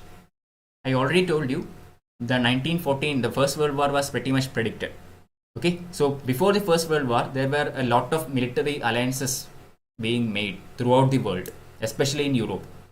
So Anglo-Russian Convention happened in 1907. Okay, and these two countries decided to, be together in the First World War. And so these two countries agreed not to negotiate with Tibet directly and to do so only through China. Okay, so both of them agreed that they will not talk to Tibet directly, but they will talk to Tibet through China, because Tibet has already accepted the suzerainty of China. So basically China is the one, Tibet is like a protectorate of China. Okay, so they will interfere in China only, in Tibet only through China. Okay, so British and Russia reaffirmed China's suzerainty to avoid conflict over Tibet. So basically now there is no Tibet as a recognized country or as a sovereign country, but China is the sovereign who is ruling over Tibet also. So by the Anglo-Russian Convention of 1907, both these powers actually accepted the suzerainty of China. They both recognized the suzerainty of China. Okay, later on we will see that step by step China become a superpower, and now we know where China is. Okay, China has complete claims over Tibet and all. Dalai Lama has been expelled and he's in refuge as he came to India as a refugee, which when India accepted Lama as a refugee, it actually was one of the factors which caused the 1962 war with China, etc., etc. Okay, we know the story of all that. Anyway, we'll look into it when we study world history later. But anyway, that is all with Tibet. Last one with Sikkim. Okay, Sikkim and Bhutan are there before the next chapter. Sikkim. In 1835, the Raja of Sikkim ceded to the British territory around Darjeeling in return for an annual money grant. Okay, the Raja of Sikkim. Sikkim was a independent territory at that time. Okay, not a state or anything. It was an independent kingdom. And the Raja of Sikkim, he actually ceded to the British territories around Darjeeling in return for an annual money grant. Okay, in 1849, there was a minor quarrel between Dalhousie and Sikkim. And Dalhousie sent troops into Sikkim, and there were minor battles. Again, another battle happened in 1860 based on some small minor issues and all. Finally, in 1861, peace was signed. Sikkim was reduced to a status of a virtual protectorate. Okay, Sikkim was a very small state. It can't do anything against a mighty power like Britain. So easily Sikkim was conquered, and basically British dictated the peace terms. Okay, in 1886, Tibetans tried to bring Sikkim under their control with the complicity of its rulers who were pro-Tibet. Okay, the rulers of Sikkim were pro-Tibet. So in 1886, Tibetans actually tried to bring Sikkim into Tibet. Okay, this actually made the British to take military operations against Tibetans in Sikkim in 1888. Clear? Finally, settlement came in 1890 with the signing of Anglo-Chinese Agreement. Okay, Anglo-Chinese Agreement, because China is the suzerain over Tibet. So the treaty is not between England and Tibet, but between England and China. Okay, and this treaty recognized that Sikkim was a British protectorate. Clear? So now Sikkim is also a British protectorate, so a part of the British Empire, and we see that eventually Sikkim becomes a part of India, state of India. Finally, the last country, Bhutan. After this, I will check the comments. Okay, last country, the relationship with Bhutan. So initially, the relationship with Bhutan was very much cordial. Okay, it was very friendly when Warren Hastings established the relationship between British India and Bhutan. Okay, the ruler of Bhutan after 1774, and when Bhutan permitted Bengal to trade with Tibet through its territory. Okay, so the trade with Tibet from the Bengal happened through Bhutan. Okay, and the Bhutanese king actually accepted this. Okay, he agreed to this trade using Bhutan as a path towards Tibet. Okay, so initially the relationship between these two powers were very friendly, but Britishers were not really satisfied with this, especially after 1850. Britishers now began to cast greedy eyes upon narrow strip of territory at the base of Bhutanese hills. Okay, they are anyway trading through Bhutan, and they wanted to capture the power throughout the trading route. They wanted to control this trading route as well. Now, as usual, British being economically and commercially greedy. In 1841, Lord Auckland annexed the Assam Duars. Okay, 1863, a brief war broke out between the two countries. Very small war. Bhutan could not do much against the mighty British power. It soon ended with the treaty which was signed in 1865. Bhutan ceded all the Bengal and Assam Duars in return for an annual payment of merely 50,000 rupees. Bhutan gave these territories, these Duars of Assam and Bengal, back to Britain by a mere payment of rupees 50,000 annually. Government of India was to control Bhutan's defense and foreign relations, though it promised not to interfere in Bhutan's internal affairs. Okay, from then onwards, British India dictates the foreign and defense policies of Bhutan. Even now, India, looks into the foreign policies of Bhutan. Bhutan contacts with other countries, say the USA or etc. through Indian embassies. Okay, I think you may have read in newspapers and all. Bhutan does not have embassies all over the world. It uses Indian embassy, Indian foreign embassies to do its things. Okay, India looks after foreign policies to a certain extent even now. Okay, so that is it regarding the neighbors of India and the foreign policy of British India that was happening in the 19th century. Now we are moving to the last chapter, but let me see if there are any questions.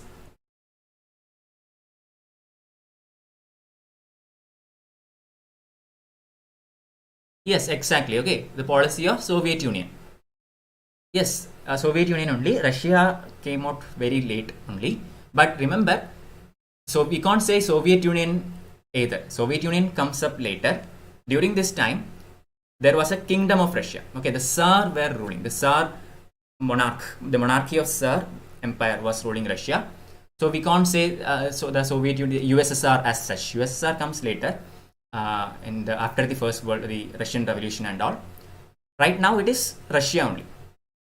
Okay, at this time we say Russia only. The Tsar monarchies are ruling Russia. USSR comes next. I mean, after the Russian Revolution, USSR comes into play, and we use the term Soviet Union since then, until the disintegration of Soviet Union in the 1990s. Okay, just take some examples. For example, we say Russo-Japanese War. We don't say USSR-Japanese War. Okay, the Russo-Japanese War, Anglo-Russian Treaty, not Anglo-Soviet Union Treaty. Okay, that's all. The Russian Empire, that is the name at that time, because the monarchy was abolished only in 1917, the October Revolution. After the October Revolution comes the Soviet Union in the communist state. Okay. Chapter 11, Economic Impact of British Rule. Last chapter, quick chapter. I am already out of time, but we will finish this also, okay, so that in the next class we can start the national movement. I'll finish this very quickly. Most of the points are very obvious and you know this already, so I will just be reading most of it. Okay. So introduction. There was rapid transformation of India's economy into a colonial economy. Okay, transformation of Indian economy into a colonial economy, whose nature and structure was determined by the needs of British economy. That is the idea of a colonial economy, right? Everything is dictated by the colonizer. The one difference between Britain and the previous rulers of India is that although they are foreign to us, for example the Mughals, although they are foreign to us, they came to India and they settled in India and they made India their home. So the economic policies conducted by the Mughals, the Delhi Sultanates, etc., were for the betterment of India only, because they were now onwards permanently staying in India. India became their home and they wanted to enhance Indian economy. But Britishers never had the intention of making India their home. They always had this policy of keeping India as a market and as a supplier of raw materials. They wanted to exploit India as much as they can. Okay, so British totally disrupted the traditional structure of Indian economy, and moreover, they never became an integral part of Indian life. Now, as far as artisans and craftsmen were concerned, how did they ruin? Okay, so sudden and quick collapse of urban handicrafts is very visible in the colonial economy. How did this happen? Because they had to compete with the cheaper imports of machine goods from Britain. Right? After the Industrial Revolution, cheap goods were made by machines in England, which was dumped into India. Okay, and British started this policy of one-way trade. Instead of bringing money from Britain to pay for the Indian goods, they started to use the Diwani that they collected from Indian territories to pay for the goods that they were sending to Britain. So basically, there was a one-way train. Establishment of railways, although it is positive in a lot of sense, establishment of railways actually destroyed the Indian village industries, because now Britain could connect any part of India to a trading terminal. So Railways were basically cutting across all parts of India, destroying the self-sufficiency of villages. Okay, by using railways, British could collect and amalgamate goods from different parts of interior India, even in the remotest of villages. Okay, and use it for their commercial purposes. Similarly, they forced craftsmen to sell their goods below the market price, and these craft people were forced to work at lower wages than that was existing at that time. They started to place high import duties and other restrictions on Indian goods entering England. But at the same time, the British goods which were entering India was not at all given a tariff, which means British could dump as much as they want in India, but Indian goods faced it extremely difficult to enter into the European market. Okay, development of modern manufacturing industries in Britain after the Industrial Revolution. This actually turned the table in favor of Britain. So another important feature that happened is the gradual disappearance of Indian rulers and their courts. Indian rulers and their courts were basically the patrons of most of the handicrafts, craftsmen, artisans, etc. etc. So when they lost the patronage, all these people began to live a life of misery. Okay. Similarly, the policy of exporting raw materials. Raw materials were exported by Britain in huge quantities, which actually made raw materials, not easy to achieve in the domestic market. If huge quantities of raw materials are exported to Britain, then the domestic manufacturers are left with nothing. Okay, and even if they had to buy raw materials, it started to become much costly. Clear? So because of all these reasons, major trading towns of India at that time, such as Dhaka, Surat, Murshidabad, etc., began to decline hugely. But at the same time, certain other provinces began to rise in power. For example, Bombay, Madras, Bengal, etc. etc. Okay, so in general, there was a decay of traditional industries. But even if the traditional industries decayed, if it was replaced by modern mechanized industries, it would have been okay for India. But that did not happen. Okay, Britishers destroyed India's traditional industries, but at the same time, they did not infuse modern mechanized methods into India. Okay, so when these people became jobless and when these craftsmen began to live a life of misery, all of them turned into agriculture. Because they couldn't do anything else. They had the land, or they could work as a tenant in someone else's land. Other than that, they can't do anything. So agriculture became extremely crowded at this time. Okay, and all these caused the destruction of the self-sufficiency of village economy. So the agriculture is too much crowded. Okay, so the output was also becoming less. I mean, Britishers were not doing anything to improve agriculture at all. So in a place where say 10 people are supposed to work, 100 people are working. So that economy is also becoming ruined. So in total, village economy became ruined. Earlier, during the off seasons, okay, the agriculture is based on seasons. During off seasons, these agriculturist people in the villages used to go into towns and work as craftsmen, or say blacksmith or goldsmith or something like that. But all these industries are now destroyed. Okay, so the villagers lost that self-sufficiency completely. British conquest led to the deindustrialization of the country and increased the dependence of people on agriculture. Okay, it led to the deindustrialization. So this is regarding artisans and craftsmen. Now let's look at the peasantry. What happened to the peasants? Policy of Clive and Warren Hastings of extracting largest possible land. This was, ruining the peasants. We have studied this in previous chapters. For example, the permanent settlement system, Raitwari, Mahalwari, etc., etc. All these land revenue settlement systems, although Britishers said that it will be good for peasants and all, were in fact, all practical purposes, ruining the peasants. You all know that, right? Peasants were left at the mercies of zamindars. Raitwari and Mahalwari systems also, the same thing. Government, in Raitwari and Mahalwari, there is no zamindar, but the role of zamindar is taken by the government. We studied that in the previous session. Okay, so the evil of high land revenue demand became, too much oppressive to the peasants who cannot afford to produce that much money. So government spent very little in improving agriculture. This is another important aspect. Okay, if government had properly invested in agriculture, then agriculture would have grown and peasants could actually amass the amount of money with which they can pay the revenue. But government did nothing to improve agriculture. They simply kept on increasing the revenue demand and all, kept on oppressing the peasants, and did nothing to improve their conditions. The harmful effects of an excessive land revenue demand was further heightened by the rigid manner of its collection. If the peasant does not give, or the cultivator does not give the revenue, what will happen? The land will be confiscated and will be auctioned off to the highest bidder.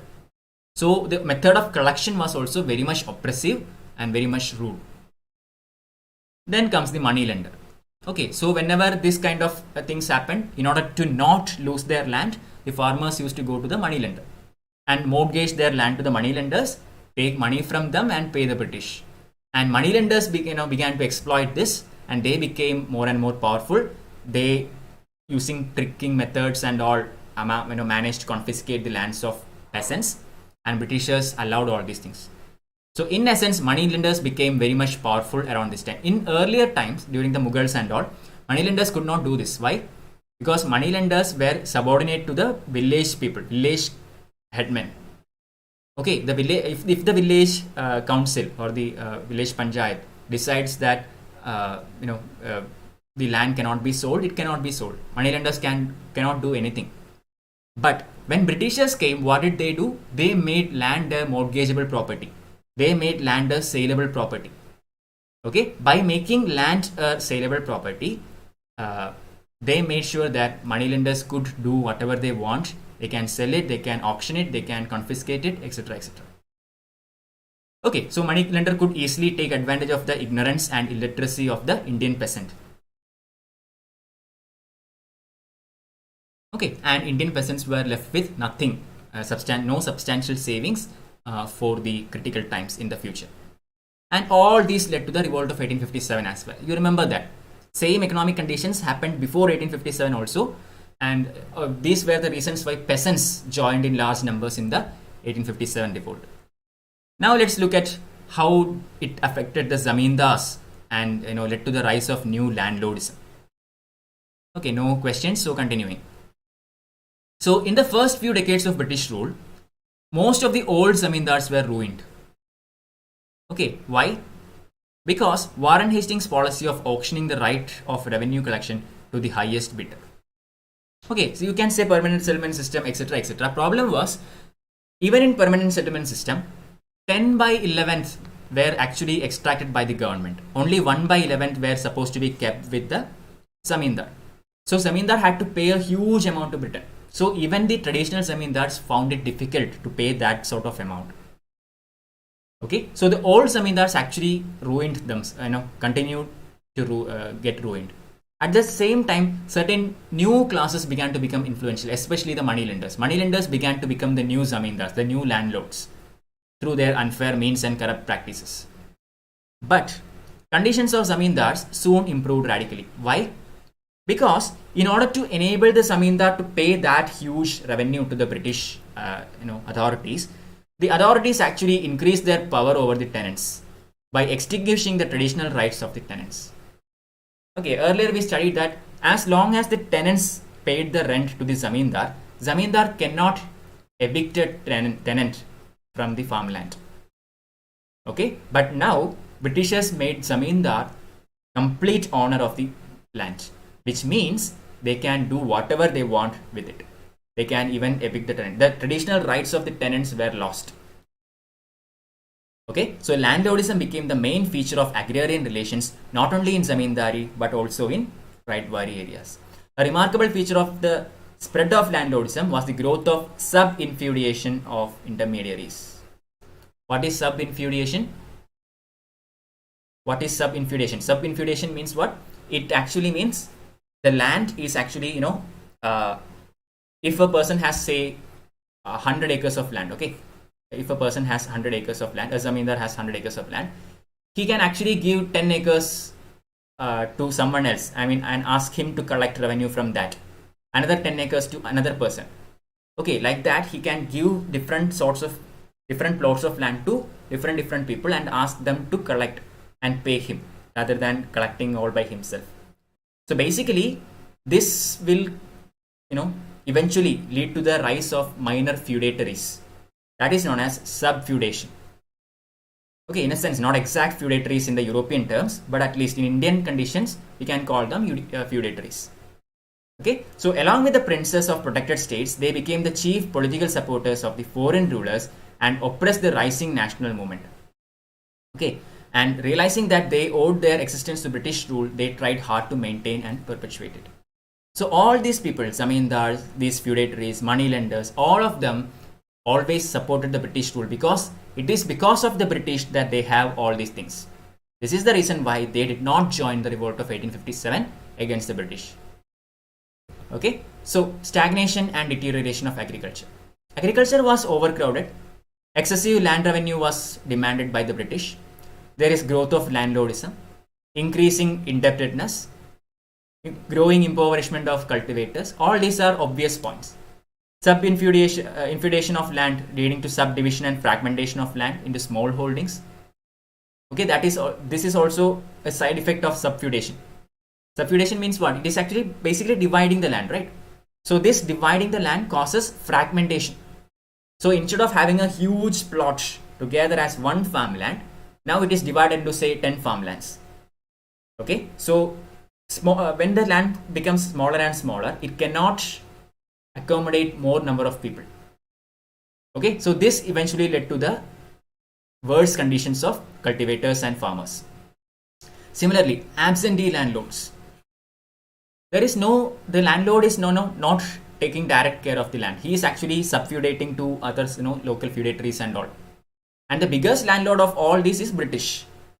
Okay, and they are sitting in Britain and controlling the affairs of India. So the real landlord is not present at all in this scenario. So the absentee landlordism and the moneylenders completely led to the deterioration of agriculture. Look at England, for example. In England, the aristocracy used to own the land. Okay, the landlords basically were the aristocracy, and the aristocracy used to own this land, and they used to invest more and more capital in the land. Okay, because it is their land and they own it, so they invest more capital to increase its productivity, etc., etc., to increase their own income. But in India, the absentee landlordism happened. Both old and new performed no useful function. Okay, because nobody cared. Nobody actually cared about increasing the productivity of land. All they cared is about extracting revenue. Okay, they did not invest into the land at all. This is the absentee landlordism. In England also, they extracted from the land, but at the same time they also invested into the land. That never happened in India. Okay, so irrigation was the only field where government took some steps. Okay, only some steps were taken in agriculture at all, and that in irrigation. In general, Indian agriculture was technologically stagnating. None of the modern mechanized methods that was happening in Europe was taken into India. Agricultural education was completely neglected. In 1939, there were only 6 agricultural colleges all over India with 1,306 students. There was not a single agricultural college in Bengal, Bihar, Orissa and Sindh. Very important provinces, but not even a single agricultural college in any of these provinces. So all in all, stagnation in agricultural sector. Last one, industries. Okay, so first, textile mill. Sub-infeudation is serfdom. Not exactly, okay. Sub-infeudation and serfdom are different. Sub-infeudation means what? Basically creating feudatories. Lower level sub-feudatories.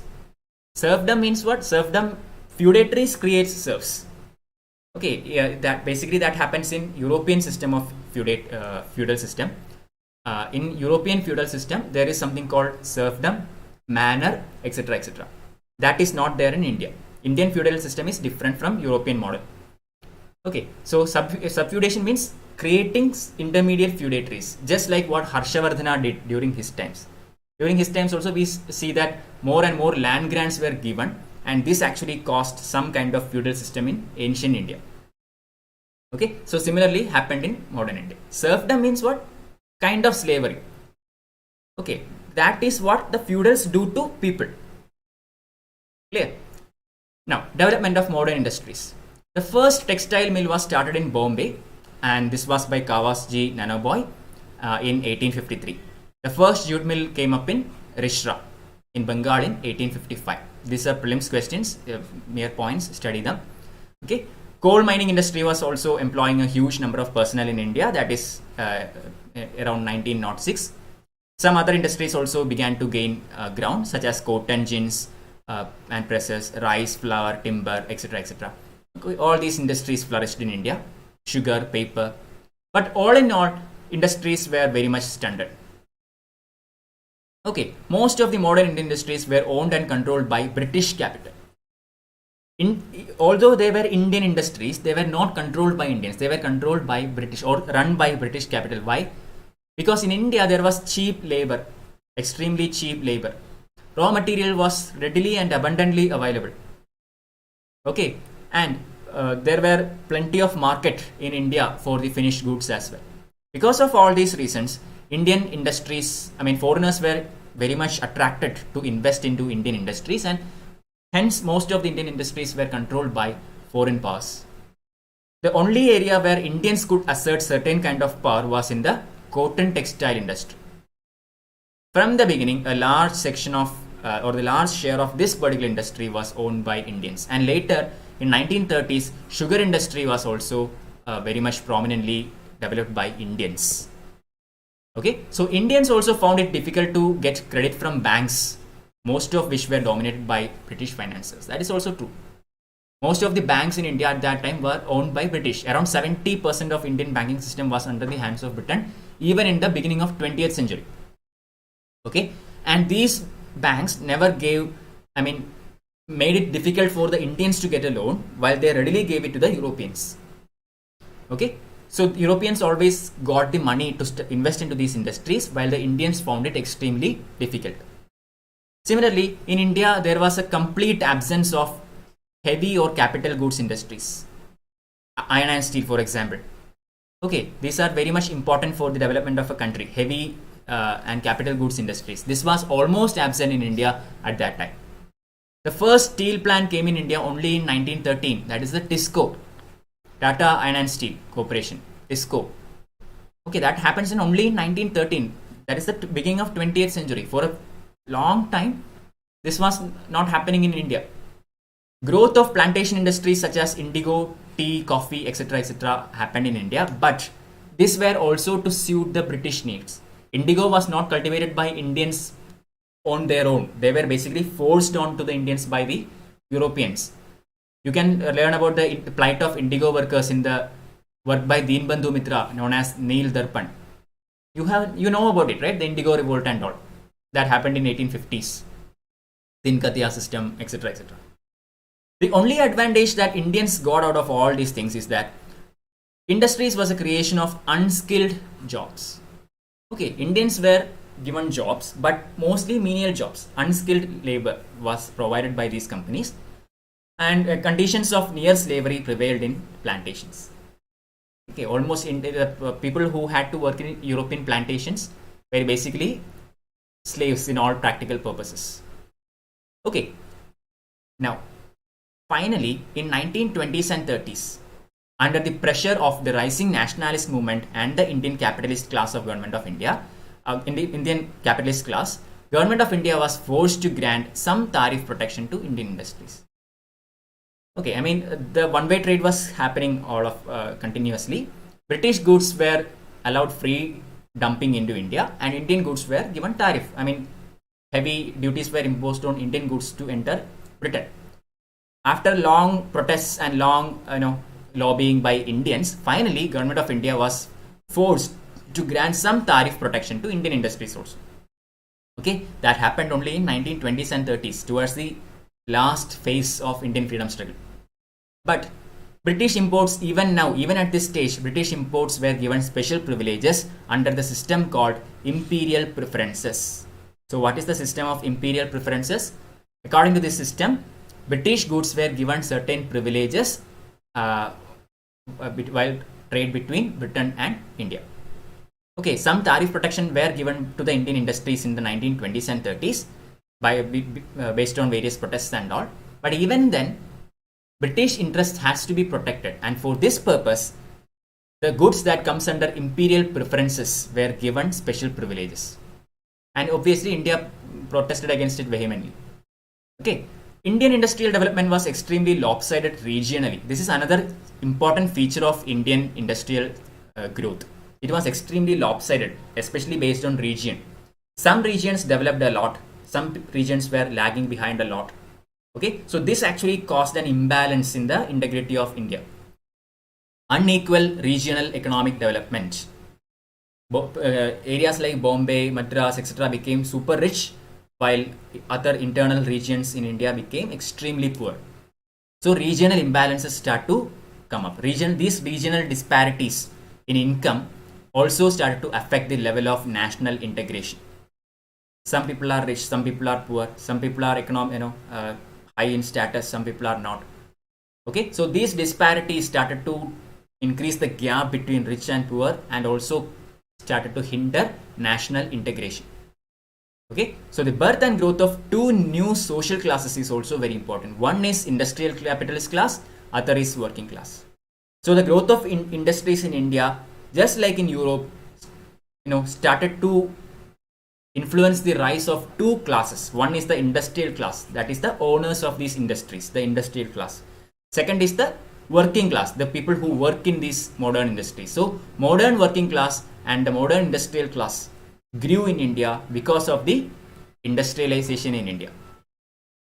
Now the last slide, poverty and famine. Okay, so British economic policies, were oppressive, etc., etc., etc., not good for India at all. And throughout India, poverty was a very common feature. Okay, to cap all these things, a series of famines also happened in India in the second half of 19th century. A series of famines. Okay, famines happened in Madras, Bengal, Orissa, etc., etc., in lots of places in India. Okay, and it happened Mysore, Hyderabad, Maharashtra. And all this actually took a toll on life as well. Millions of people died in these famines. Millions of people. Okay, lakhs and lakhs of people died due to these famines. 1/3 of population in Bombay actually died out of famine. Similarly, in Bengal, about a quarter of population was wiped out due to these famines. Okay, so these famines and the high losses of life in them indicate the extent to which the poverty and starvation had taken root in India. Even if famine has happened, famine is nothing done by Britain. Okay, famine happens because of climatic conditions, drought, etc., etc. But if the farmers were able to save something for these kinds of situations, then they could have continued their life in these situations. But because of the oppressive policies of Britain, the farmers were left with nothing. Okay, they couldn't even continue their subsistence, and they eventually had to suffer a lot during these calamities. Many English officials in India recognized the grim reality of India's poverty during the 19th century. So situations became still worse in the 20th century. Quantity of food available to an Indian declined as much by 29% in 30 years between 1911 and 1941. So it was going downwards. Okay, it is supposed to go upwards, but everything was going downwards. Colin Clark, a very famous personality regarding national income, he calculated that during the period of 1925 to 34, India and China had the lowest per capita incomes in the world. India and China are supposed to be extremely resourceful, extremely rich countries in terms of resources. But these two are the countries which are having the least amount of per capita national income. Okay, look at the paradox. Average life expectancy of Indians during 1930s was only 32 years. Average life expectancy. In Europe and US, it was 60 years. Okay, so by this time, plenty of medicines and other medical and healthcare products, etc., were invented, and all were very much in use. Medical sciences has made huge advancements. Despite all these things, still in 1930s, the average life expectancy of an Indian was only 32 years compared to Europeans who had 60 years. Okay, natural resources of India were abundant and capable of yielding high degree of prosperity to the people. But the foreign rule and exploitation made sure that all this prosperity happened to the Europeans and not to the domestic or the natives. Okay, so all in all, we can conclude by saying that India presented the paradox of a poor people living in a rich country. Okay, this is a very cool statement. India presented the paradox of a poor people living in a rich country. India is a rich country in terms of resources, wealth, etc., etc. But unfortunately, the people of India are poor. Why? Because the ruling class is, India is colonized by Britain. So India presents this paradox in history. So this is the economic condition of India around this time, in the later half of 19th century and the beginning of 20th century. Okay, so by this we come to the end of this session. Sorry for keeping you all this long, in this session. In the next session, we will look into the national movement and International Congress, the partition of Bengal, Swadeshi, etc., etc. Okay, so thank you for being patiently, present in the class for all this time. Thank you, Satya. So please, if you have not already subscribed, kindly subscribe to this channel. Please make sure to like this video and share this with your friends also, so that I can get more visibility in YouTube.